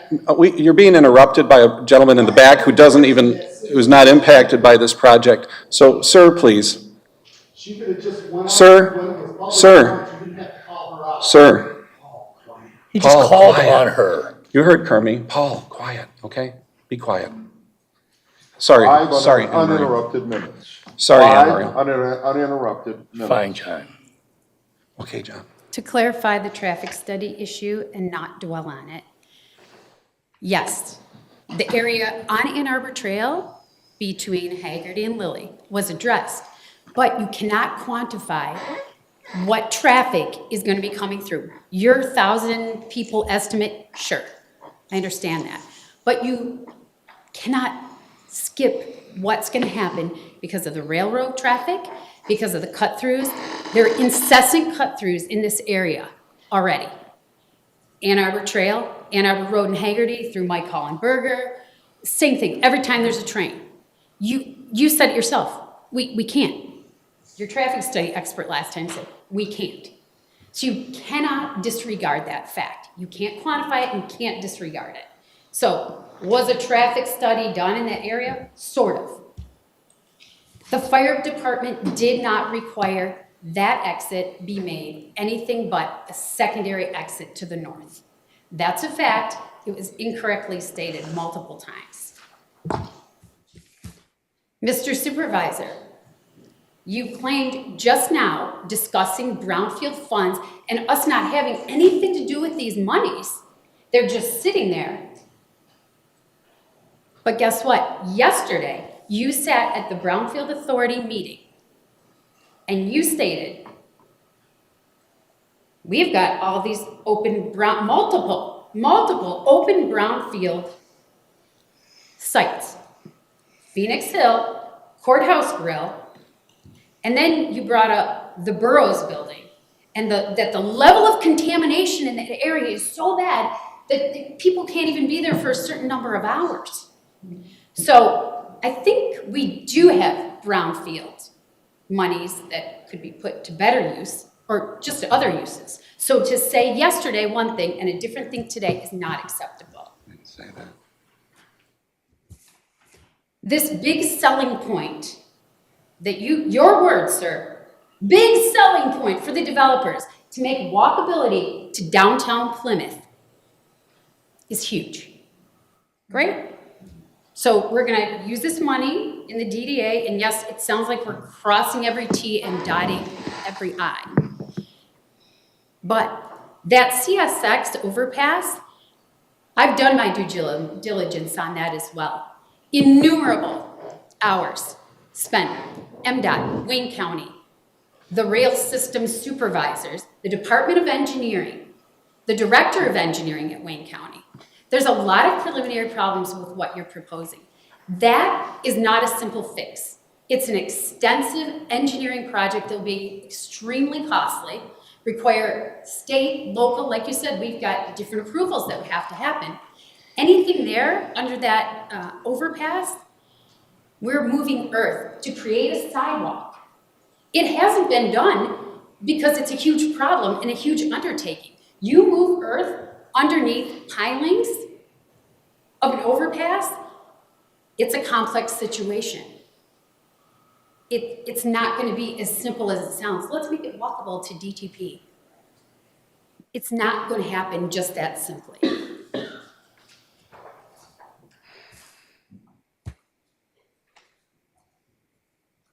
As far as the project overall, we've been told by the developers 8/31 and 9/9 that the contamination on that property, it didn't need any further mitigation.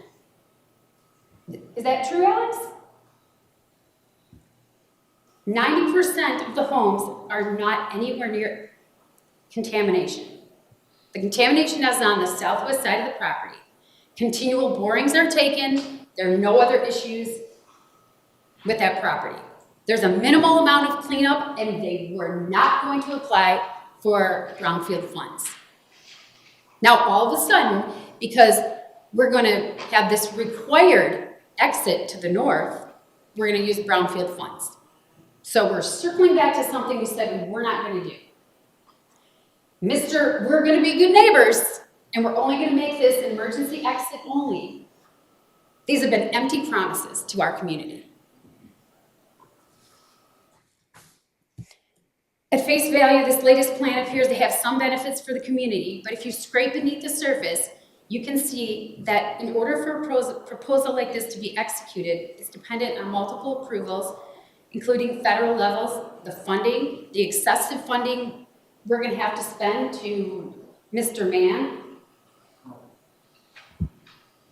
We have to think about the return of the investment coming back to the community, the length of time. We're going to charge our citizens 2% plus prime, right? For sidewalk projects that we're going to finance. So people are priority. Priority means you put someone ahead of someone else. You say, we're the priority. It seems to me that as you call out other people for already making their decision and literally telling your board of trustees members, you've made your decision, go on home. Disrespectful. You seem to have made your decision. So, You see, excuse me, I'm not done. oh, okay. And see, that snarky comment right there shows everyone who you are.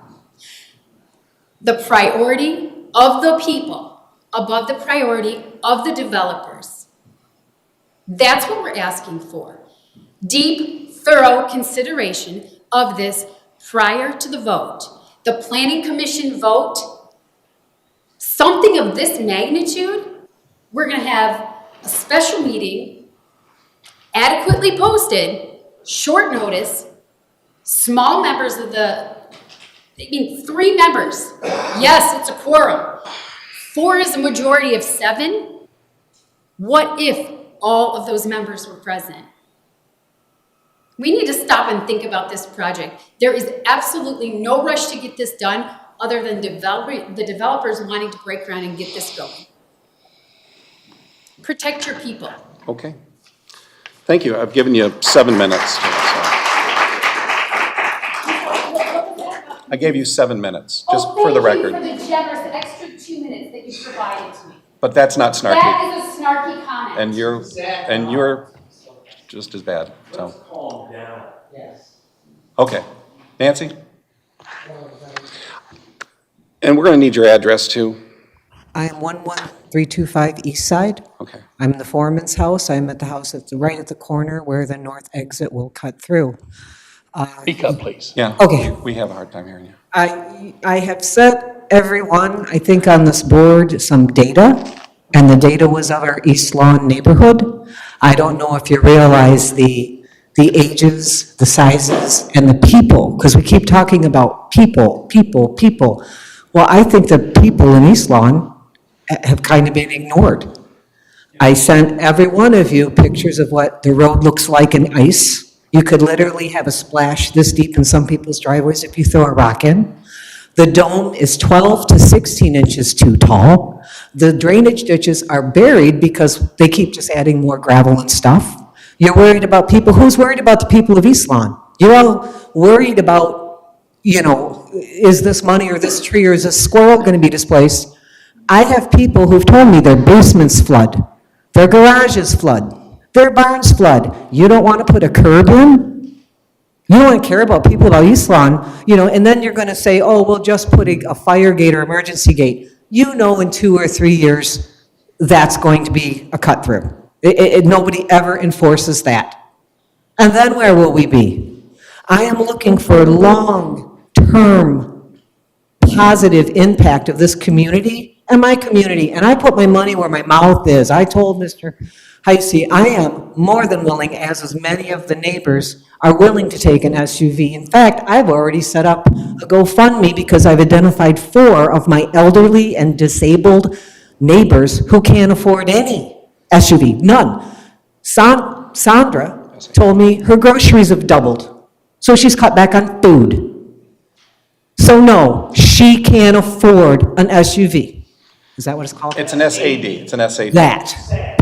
And I've already called my tax guy, I've already got the fundraiser set up. Okay, Fortunately, things have worked out in a Yeah, and different you and I way. have communicated via email as well, and just to reiterate, if the PUD were to go forward, your entire neighborhood is paved, curb and gutter, sidewalks, everything. I think that for is free. awesome. In fact, that was my term, because my whole summer was going to be running this fundraiser.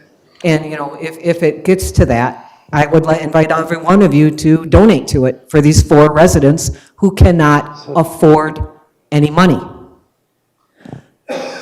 East Lawn has been ignored by Wayne County Road Commission or whatever. We're buried in mud. We flood, we drain. There's still a mud puddle in my front yard. If you don't believe me, drive by and look.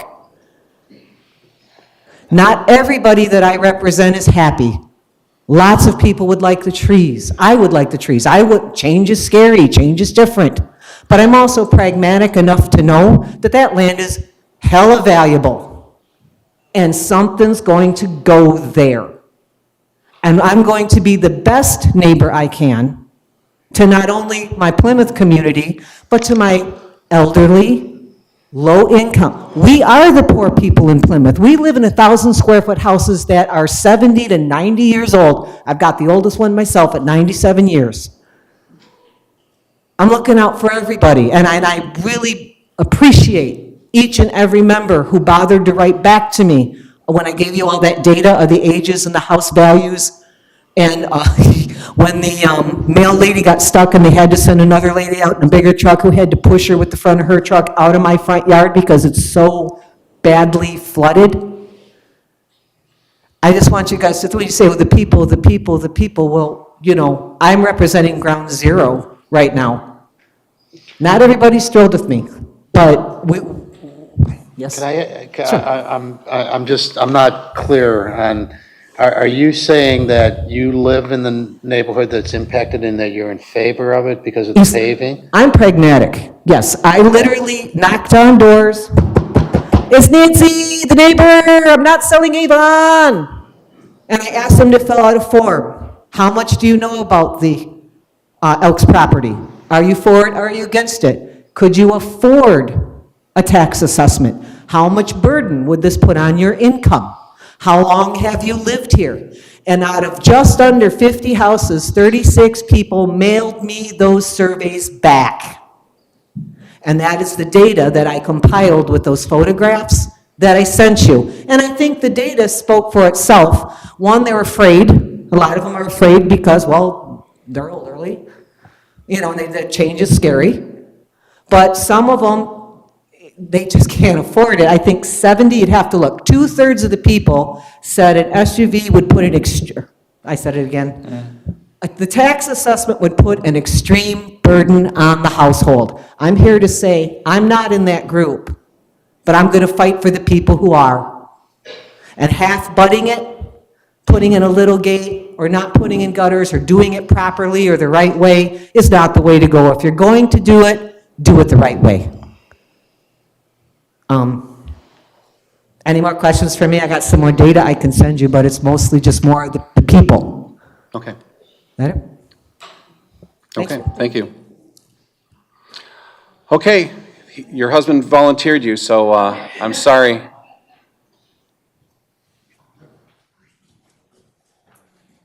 gonna have to work that out with him afterwards, you know. That's all right. And is it possible actually to get a photo of the development, the plan of the development? up Sure. there? That would be great. So who are you and where do you live? Yeah, so my name is Christine Phillips, and I live at 42032 Furwood Drive. First, I do want to thank you for taking the time to listen to the residents. I do appreciate that.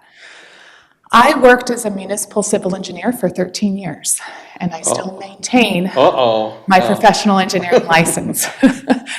At present, I am a real estate agent full-time. Okay?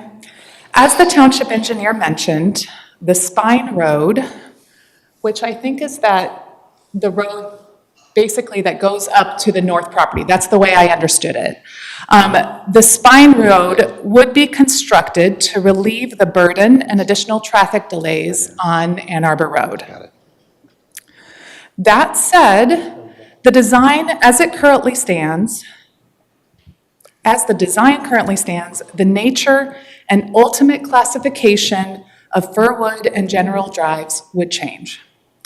The Federal Highway Administration breaks up roadway classifications into four. There's basically the local residential classification, a collector classification like Lilly, an arterial like Ann Arbor Road, and then the interstate like 275. From a planning perspective, I would ask, is it part of the master plan to add a collector road at this location so close to Lilly Road? The current road design of the Spine Road is designed like a collector road. It has a sweeping turn, no stops, and the southern private road section, or the Spine Road section, has limited access to residential units, which is more characteristic of a collector road. So when you think of Lilly Road between Ann Arbor Trail and Ann Arbor Road, there are less residential access points or less driveways there than on a local residential street. Designing the road like a collector road will result in more traffic, including traffic from beyond the neighborhood and Plymouth Walk, to use this roadway as access road between Ann Arbor Trail and Ann Arbor Road. Even at times, people would use it to avoid the railway crossing on Lilly south of Ann Arbor Trail when Lilly Road is blocked by a train. Not only would this result in more traffic, it will also encourage higher speeds. Think of the speeds that you drive on your local residential street versus the speeds that you would drive on Lilly Road, which has a speed limit of 35. Another note is that houses on collector streets have lower value than houses on residential streets. The current design will not only encourage increased traffic and higher speeds, it will also cause house values to decrease. That said, this does not have to be the case. It is possible to still maintain the through road and design it to encourage lower speeds and traffic only from those who live in the area while still mitigating the anticipated traffic on Ann Arbor Road. This can be done through traffic calming, and the PEA group is versed in this. They are a capable firm that can envision a different type of roadway. When I say traffic calming, a lot of people think of speed humps, or more commonly known as speed bumps. Yet, there are many tools that can be used. 90-degree turns, parking along the street, a one-way traffic system, raised crosswalks. A possible option could be simply, and we see here, would be simply to create a T intersection on the Spine Road at the north set of driveways. Right there, yes, where it goes from the last driveway set that goes between the apartments and the townhomes. And then at the northwest parking area, you could simply extend it to meet the General Drive and Furwood Drive and create a three-way or residential intersection stop. It removes that sweeping curve that promotes higher speeds. The berm that exists there could then be shifted to the east. Now, yes, I understand that this causes driving through parking areas.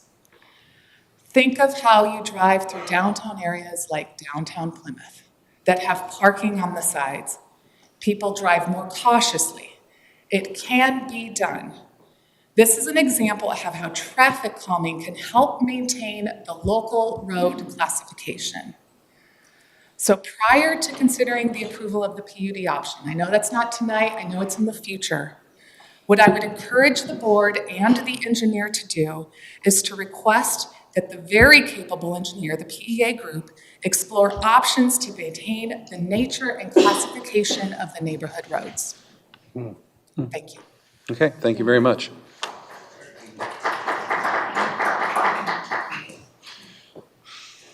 Okay. I'm going to grab this fellow in the back there. So I'll get you. My name is Bob Steele. You're going to have to come to the Bob, front. could you come up? Can you give him a portable microphone? Well, he won't be on TV then, so.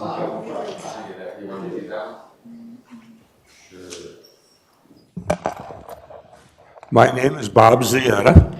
My wife and I have lived in the township. We live at 41218 Marlin, and we have lived in the township at that residence since 1972. I am told that our subdivision is called Arbor Village Subdivision, and it was the second subdivision that was built in the township. Okay. Our problem is density. Density is going to produce traffic. We have so much traffic now that it's almost impossible for us to get out onto Ann Arbor Road. We're in that small subdivision across from Leo's. Everybody knows where that Leo's is, right? And on the south side. Backs up to the Amazon warehouse. Keep going. No, it doesn't. Going. You're on Marlin. We're on Marlin Street. Marlin. Marlin, like the fish. Yeah, Marlin. You're next to the Amazon facility, right? Yeah. No. Well, you're close by there. The Amazon facility is across Well, Lily right there. from us in some distance. We're east of the railroad tracks. Yep. East. Yeah. We got you. You're on the screen. Right. Anyway, our concern is getting out. We have trouble getting out now with LA Fitness, the plastic pack, and also when the hospital is completed, that's going to produce more traffic in our area, congestion in our area, and we have a hard time getting out now. And you look on paper and you could do traffic flows and all that stuff, but you don't see when traffic gets pinched, when traffic gets backed up, and when traffic blocks residential areas. You've had the chance to see the carrot tonight, but there's some sticks that go along with it. And I would urge you to reconsider. I know there's going to be some development there, but you need to look at less intense development that is going to put less traffic on the road. Ann Arbor Road specifically, because that's where I live, off of Ann Arbor Road. All right. Thank you. That's my say. Thank you, Bob. You could come up to the front here.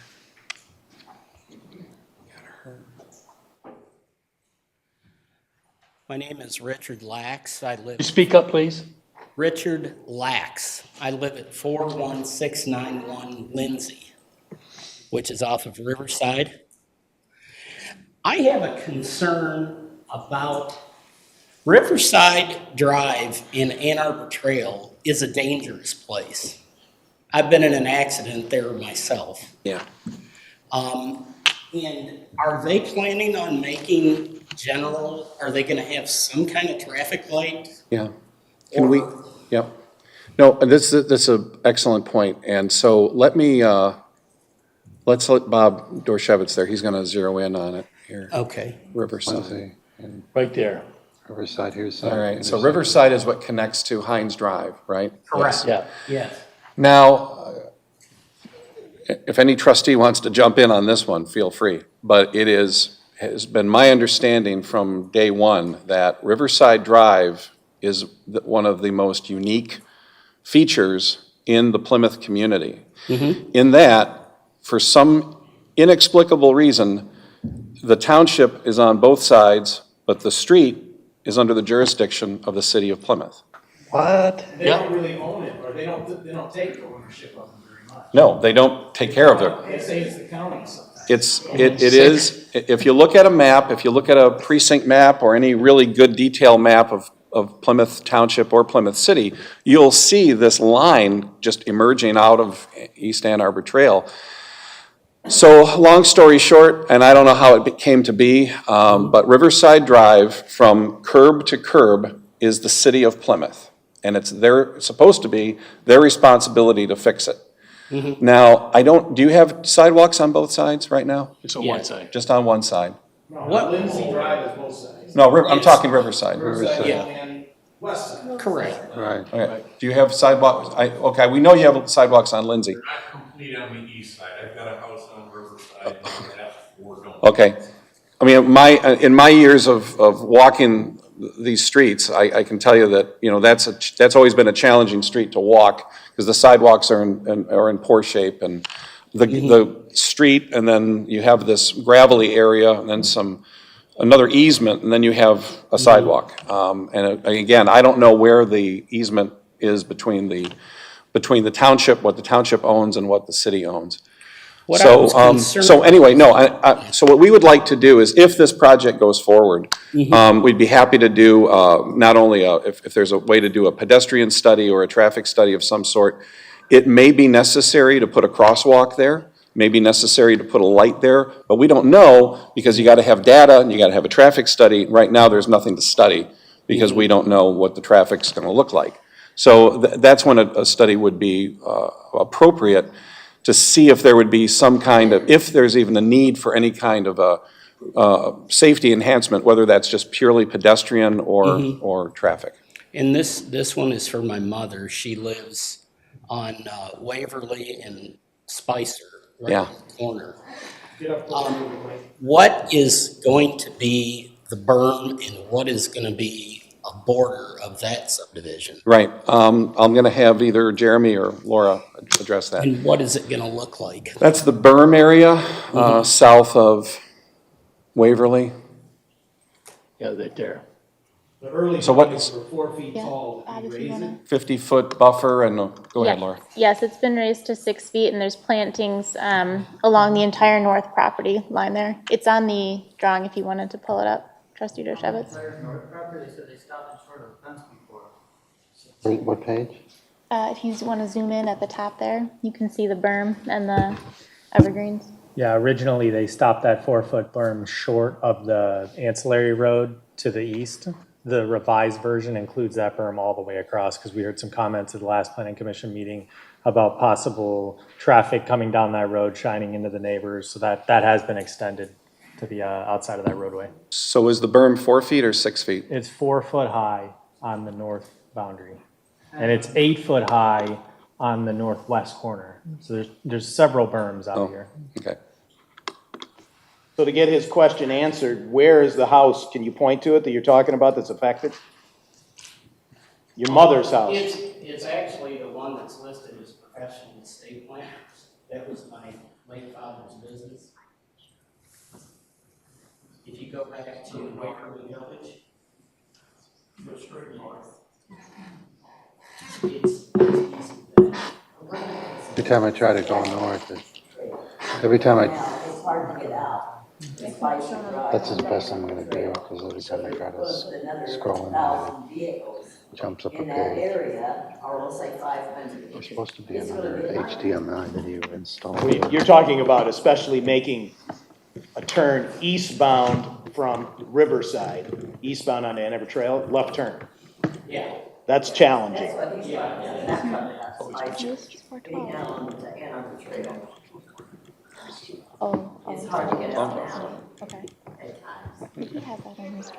Okay, so you're all set? You're all set, you're good. Lady in the back. And we'll get-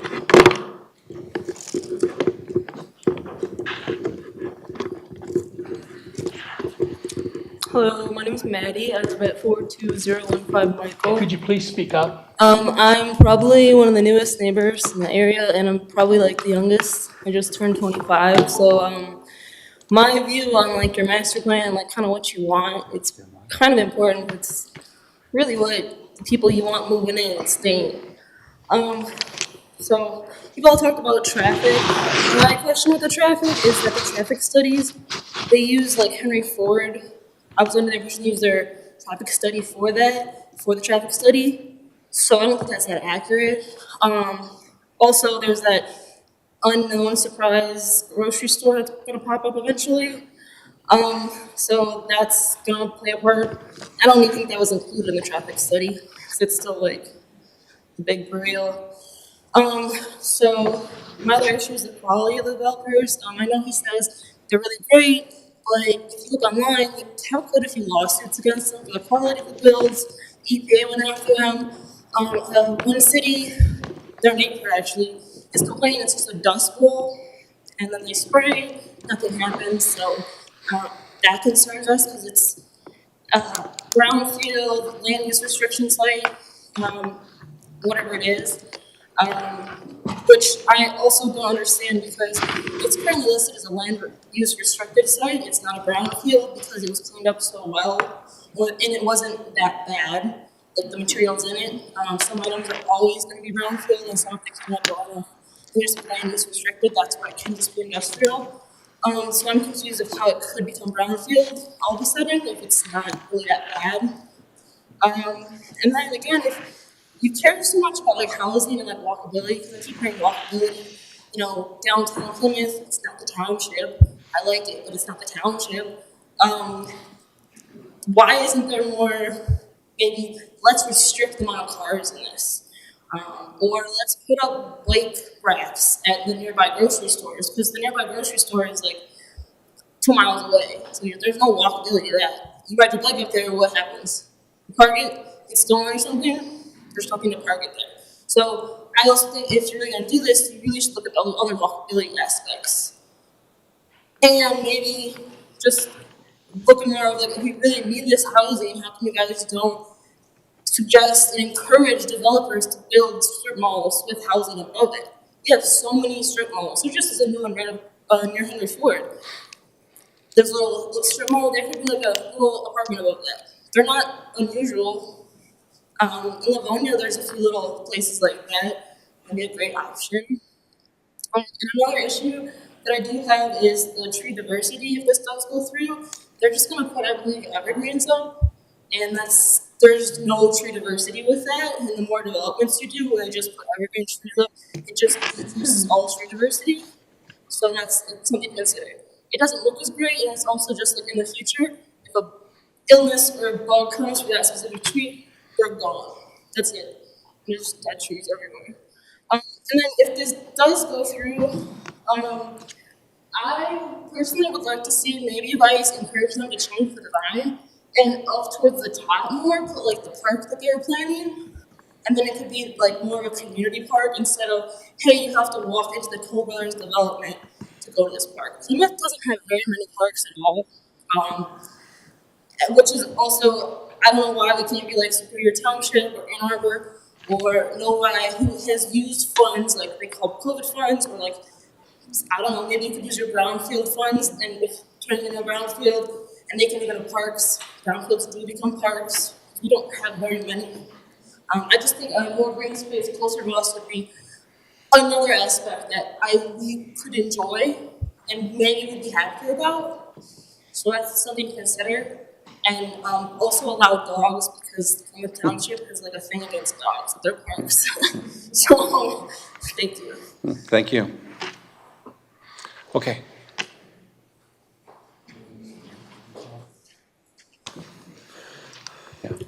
Good evening. My name is Elizabeth Smith, and I live at 42042 Furwood Drive. Firstly, I would like to address why, as our township, whose motto is "People Our Priority," not only recommending but requiring that we turn a quiet, quaint, and typical Plymouth Township neighborhood into a major thoroughfare, which will do exactly the opposite of prioritizing the needs of the people. To meet eligibility requirement number 6 and be granted the PUD option, the PUD must not generate traffic that adversely impacts adjacent properties or conflicts with the normal traffic flow of the general area, including the flow of pedestrians and at major intersections. The plan to change the originally proposed emergency access entrance-exit at the north side of the development to an open entrance exit will cause this proposal to not meet the aforementioned eligibility requirement for the following reasons. The intended spine road would be an open Wayne County public road from Ann Arbor Road to Residential Street Furwood Drive, which will empty onto Ann Arbor Trail. Why would having this open road, which will be sending unwanted and unnecessary traffic from this development, as well as many other vehicles looking for a quicker route through a small neighborhood, be a good option? In addition, mapping apps will direct drivers here to avoid traffic backups and train delays, which will without a doubt adversely impact the adjacent properties and most certainly conflict with the normal flow of general traffic. The area of Ann Arbor Trail, from Lilly, also known as Mill Street, to Haggerty Road, which will be the outlet of the proposed road via Furwood Drive, General, and East Side, is already a concerning area for residents. Ann Arbor Trail is currently affected with backups caused by train delays and hazardous drivers who cut through adjacent neighborhoods with excessive speed and frustration to avoid waiting for the trains. This clearly creates an unsafe situation for any pedestrians, cyclists, pets, and vehicles. The option of paving the East Lawn Street, which you referred to, sir, as Mud Road, I love it. Okay. So do a lot of other people. And it's almost insulting that you would call it such.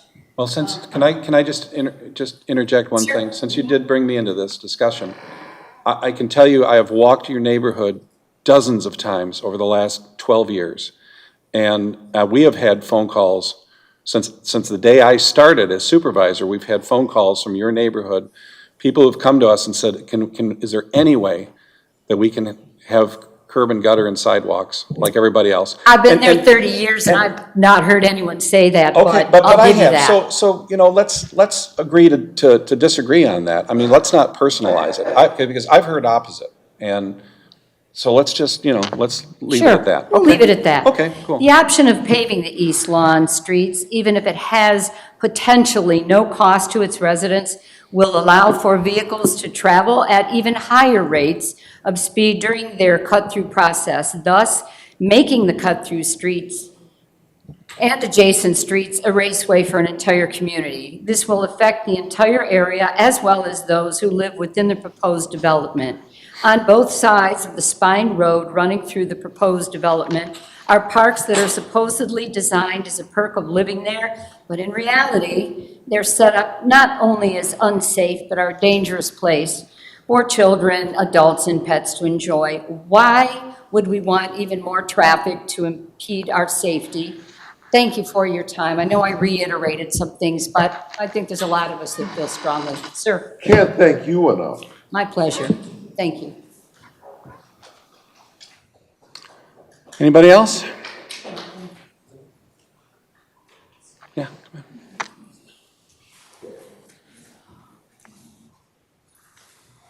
on.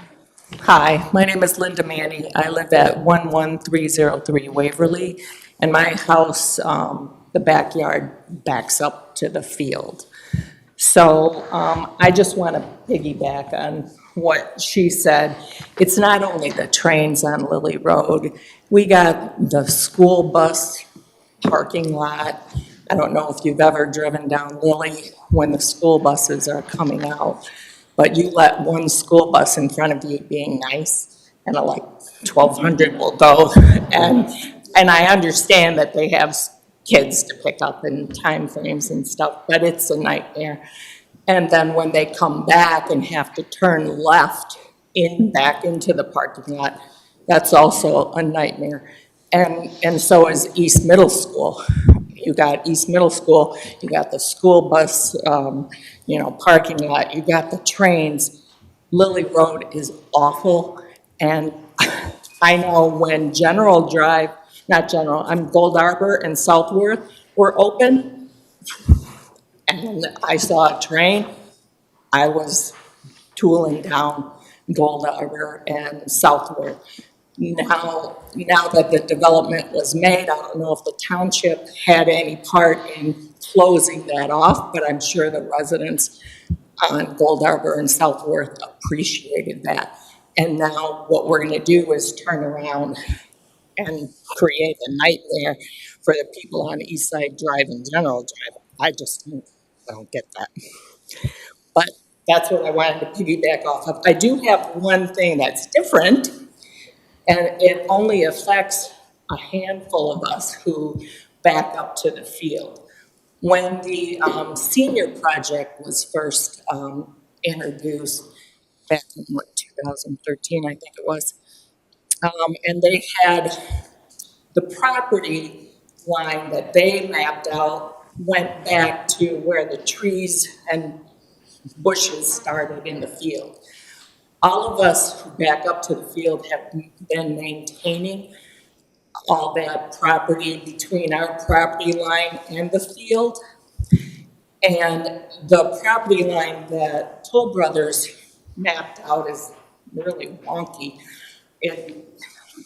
Some of it goes into the field and it cuts into this, what we called an easeway, what we've been maintaining. And I just wondered if That black line at the top there, That's the property line. it's a straight line in that. So that's our property line, but where the trees and everything start the field part is a straight line, but they staked it out, their property, and it cuts through in a Well, weird I angle. mean, we can re-examine that Okay, if we get to that next level, but, I mean, in fairness, I mean, your folks have been cultivating that property. Right. You've mowed it, you've maintained it, and We've and all maintained that. it, and so we were wondering, I don't know if you are aware of or have heard of adverse possession? Adverse possession, yeah. Just wondering if possibly we could still maintain that, and their property would begin right at the field, the part that we don't maintain. Okay. Thank you. So, all right. Thank you.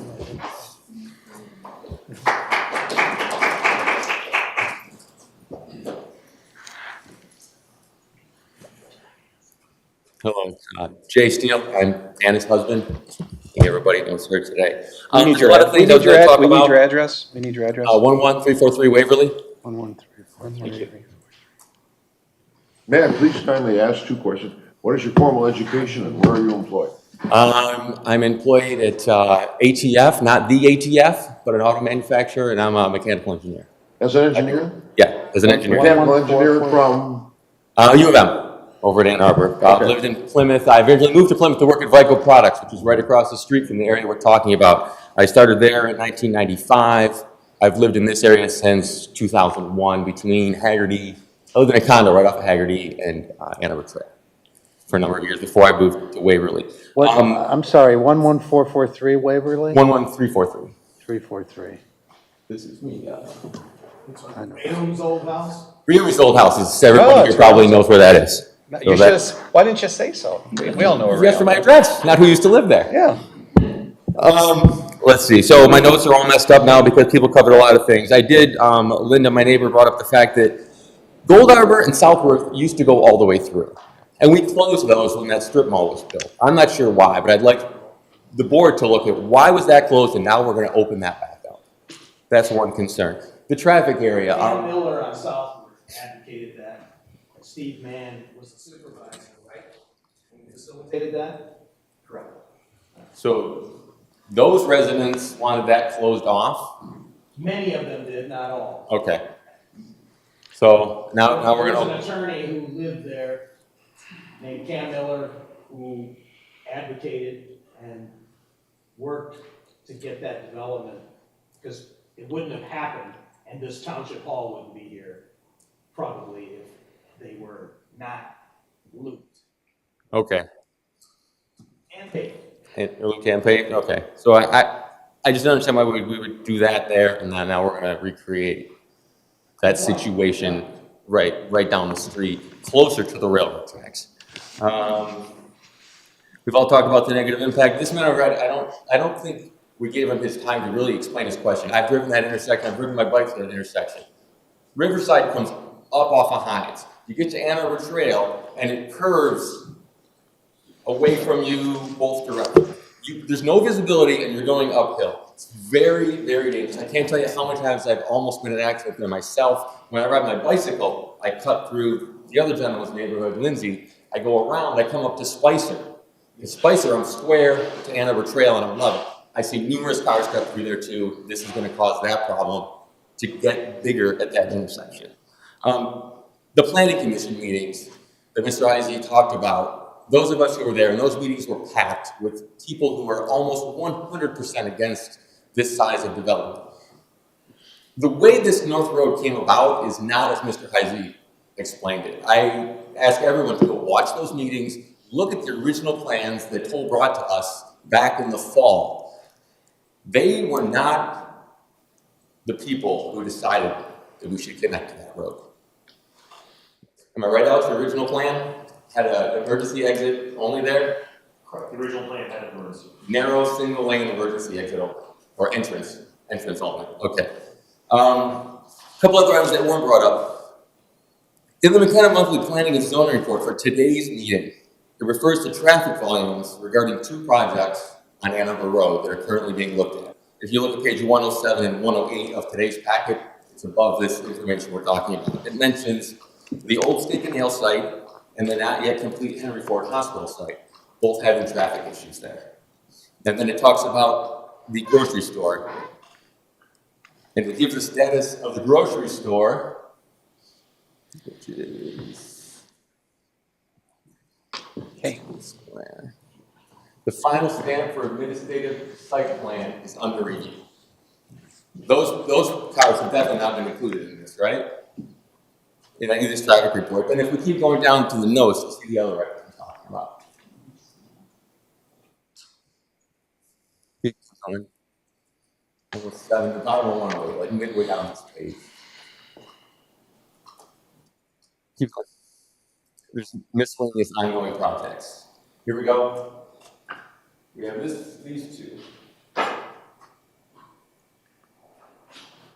There's working with MDOT, traffic flow along Ann Arbor Road, CSX Bridge. This is already a concern, right? And there's a mention of a light. Should go farther down. Amazon facility.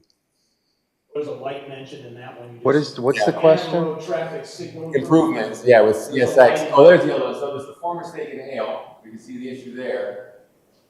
Traffic is the proximity to the freeway and the exchange, and there's a light mentioned there. So those are 2 issues that aren't even approved yet. They're just in the works, but they're citing traffic issues on Ann Arbor Road, as well as this grocery store that we're going to put there. So in all those planning commission meetings, we asked that the Board of Trustees not turn Ann Arbor Road at Haggerty into Ford Road at Haggerty. It came up numerous times with the planning commission.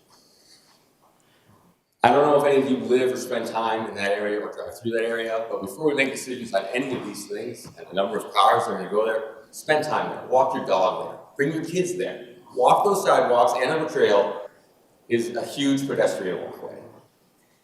There's kids, bikes, dogs, families all over that road. I don't see where this exit is gonna be safe for them coming onto Ann Arbor Trail. So as we're all here today, I hope that our words can be heard as loudly as the residents that live near the proposed Hillside Golf Course exit that was gonna come out onto Ann Arbor Trail and be funded by ARPA funds. That has been canceled.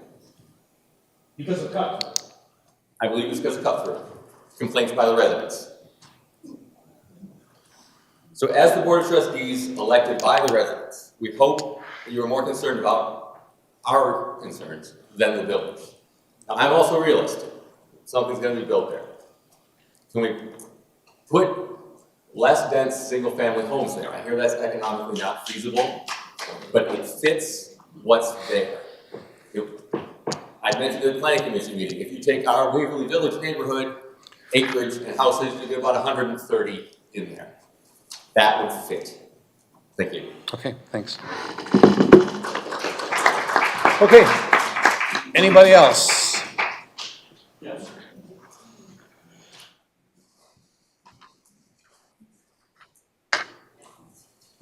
Rich Childs, I live at 9160 Woodbury. I also own 11429 East Side and 11666 Riverside that will be affected by a lot of this. You're going to hear me equivocate a little here because when this project first came to my attention, the density surprised me. But I also think that between the developer and the township, they've done a good job of trying to utilize the PUD plan, which is available across the state for this kind of development. I appreciate that you're listening to everybody tonight because everybody's concerns need to be heard. But the reality is somebody owns that property and it's not you and I here. Do we have something to say about what goes on in the township? Absolutely. But at the end of the day, I'm a realtor, 36 years in the trade, and I'm very interested in private property rights. These guys have a legitimate interest over there, and I do think that they've been willing to listen. They've been willing to moderate the plan.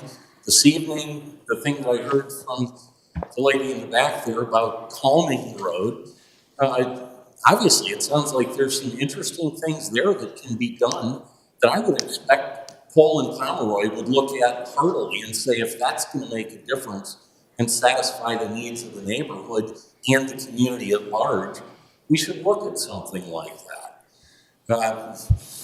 At the end of the day, because I own property in East Lawn, the fact that the road would get paved, I have had that property since 1989, and I'm sick and tired of talking to Wayne County, where we've got engineers here who I think if I talk with them about what they've done with the roadway, they understand, but they keep sending road graders out. They throw more gravel down. They continue to raise the crown of the road.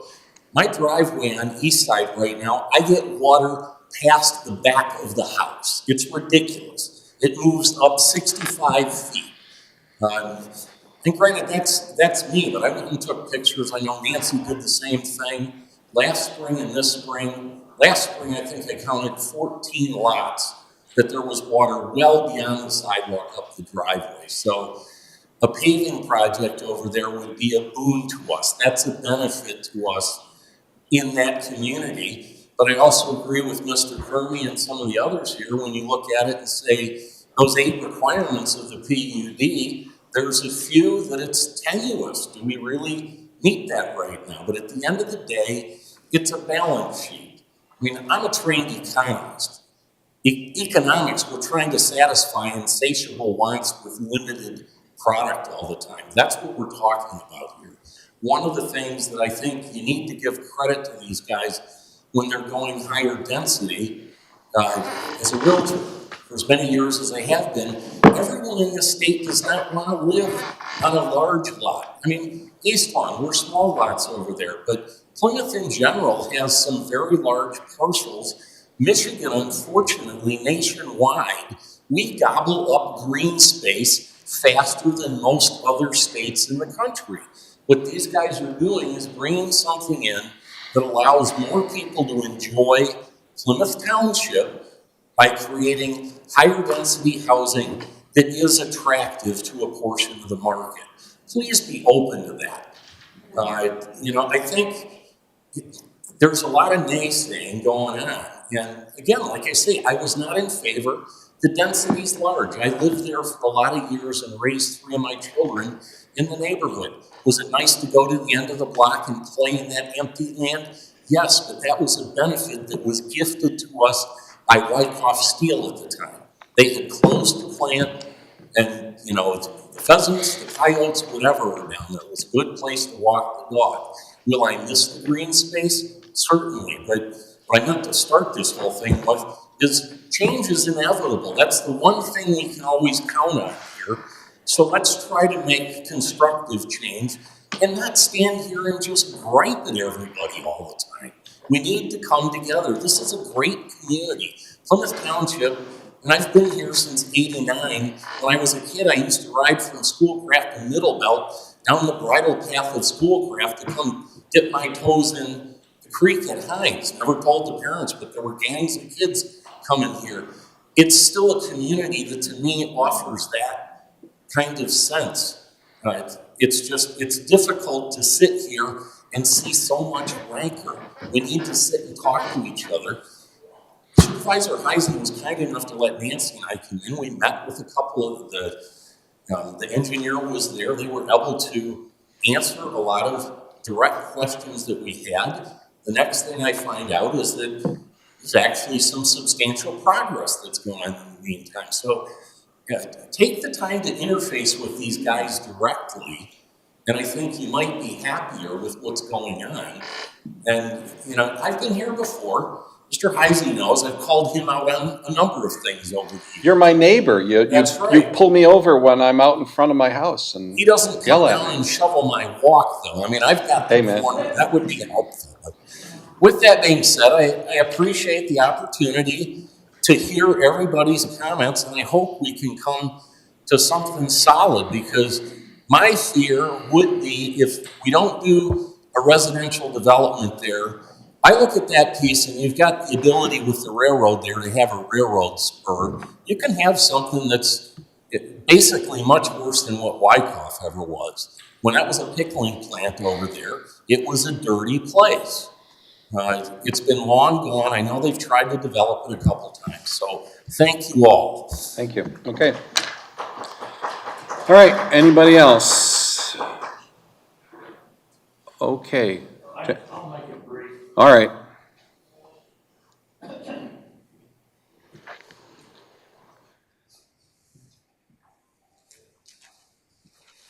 My name is Bob Miller. I live at 11302 Waverly. And all I want to say is that all the residents on Waverly are going to be in full view of the second stories of this development. That's our living rooms, our bedrooms, our backyards. And the second thing I want to say is that the noise that this would create for I don't know how long, and the breathing of that stuff that goes along with it, is not something I'm looking forward to. So I would appreciate it if you would just consider that these people here are neighbors. And during the planning commission meetings, it was packed. And to a person, I think Mr. Dorshevitz will agree, there weren't very many people dying to see this go through. And I still think it would make a nice cemetery. Okay. People are dying to get in. That's a new one. That's a new one. That's good. Okay. Are we all set for tonight? All right. I can't say for certain when this will come back to the board. Our next meeting is April 26th. As we always do, we post our agendas way earlier than is required by law. And if you even make a special request, we will send you a copy of the agenda before it's even released to the public. That's how accommodating we are. So thank you very much for attending. I don't know if hopefully the developers don't have any questions or comments. If not, oh, okay. I believe that this process has been very iterative. You know, you saw on the timeline, this is something that's not come to this point in a very short period of time. And every step of the way, it's been iterative. Every step of the way, that plan has changed based on the feedback heard. I personally love the public process. I think the plan can continue to improve. I just think it's important that we have constructive, actionable feedback. I appreciate the gentleman's, comments in terms of, if we are given actual feedback, we can then understand it, we can study it, and then we can move it forward if it's viable. That is always very helpful as opposed to just, we don't like it, we hate it, we don't want anything. So as we move through this process, which I expect us to do so, that's the environment we like. It's very constructive. I think we've had neighborhood meetings, and again, this plan looks very different today than it did months and months and months ago, and that's because of the feedback. So all I can say is I hope, personally, as a representative of the company, that dialogue continues. So all I ask is we go from this process to the next. We know the issues. The question is, how do we solve the issues? That's what I'm excited to hear as we move forward. So I just want to make sure that everyone heard that, because we are trying to be good neighbors. I know typically people don't want development in their backyards. I understand that. But I do believe we try to be good neighbors. We spend an enormous amount of time with many of you in this room. And all we ask is for that constructive, actual feedback so we can understand it and potentially allow the plan to evolve to address it. And I think if we do that, there's always a meeting of the minds. Okay. That's all. Thank you. Thank you. No, we're not doing this. We're not doing this. You can talk after the meeting. This is not going to be a free-for-all. Okay.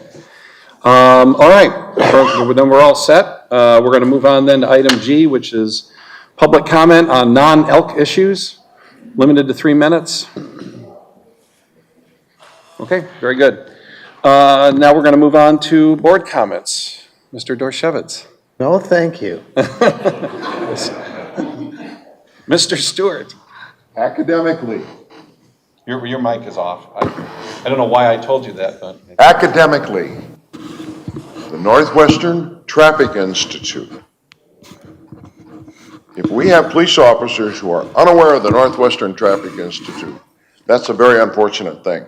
They should do a study of Ann Arbor Road. Now, I happen to know who the director was of the Northwestern Traffic Institute for 27 years, because he was my cousin, Dr. Noel Boofy.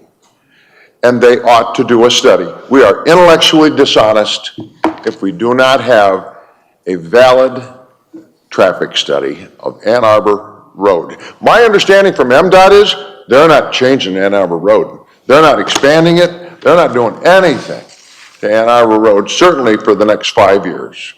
Thank you very much and good night. Have a valid study? Jerry Vorba. Thank you. Just a note that from 2010 to 2020, the new census, the township of Plymouth grew by 440 people. We don't have a population problem. The only population problem we have is that not very many people have moved here. And so having a project that's a little more dense makes sense in that aspect and also provides other housing types for other people. And thank you very much. Okay. Trustee Monahan. I just want to thank those that reached out to me to give me their opinions, and those that showed up tonight to voice those opinions. This is how we work as a democracy, and I thank you for that. Mr. Kermey. All right, I have 3 questions. The HOA annual president's meeting, when is it, and may I be invited? It is April 27th at 7 o'clock. You're free to attend. I just don't want to run into an Open Meetings Act situation. April 27 at 7 o'clock here? Yeah. All right. And that's for the HOA leadership of all the HOAs that choose to participate. Jerry, when will the searchable database for our ordinances be online? It is. It is? It is online. It is. All right. So which tab do we go to? We're doing a new Well, all right, you can tell me. We're doing a new website too.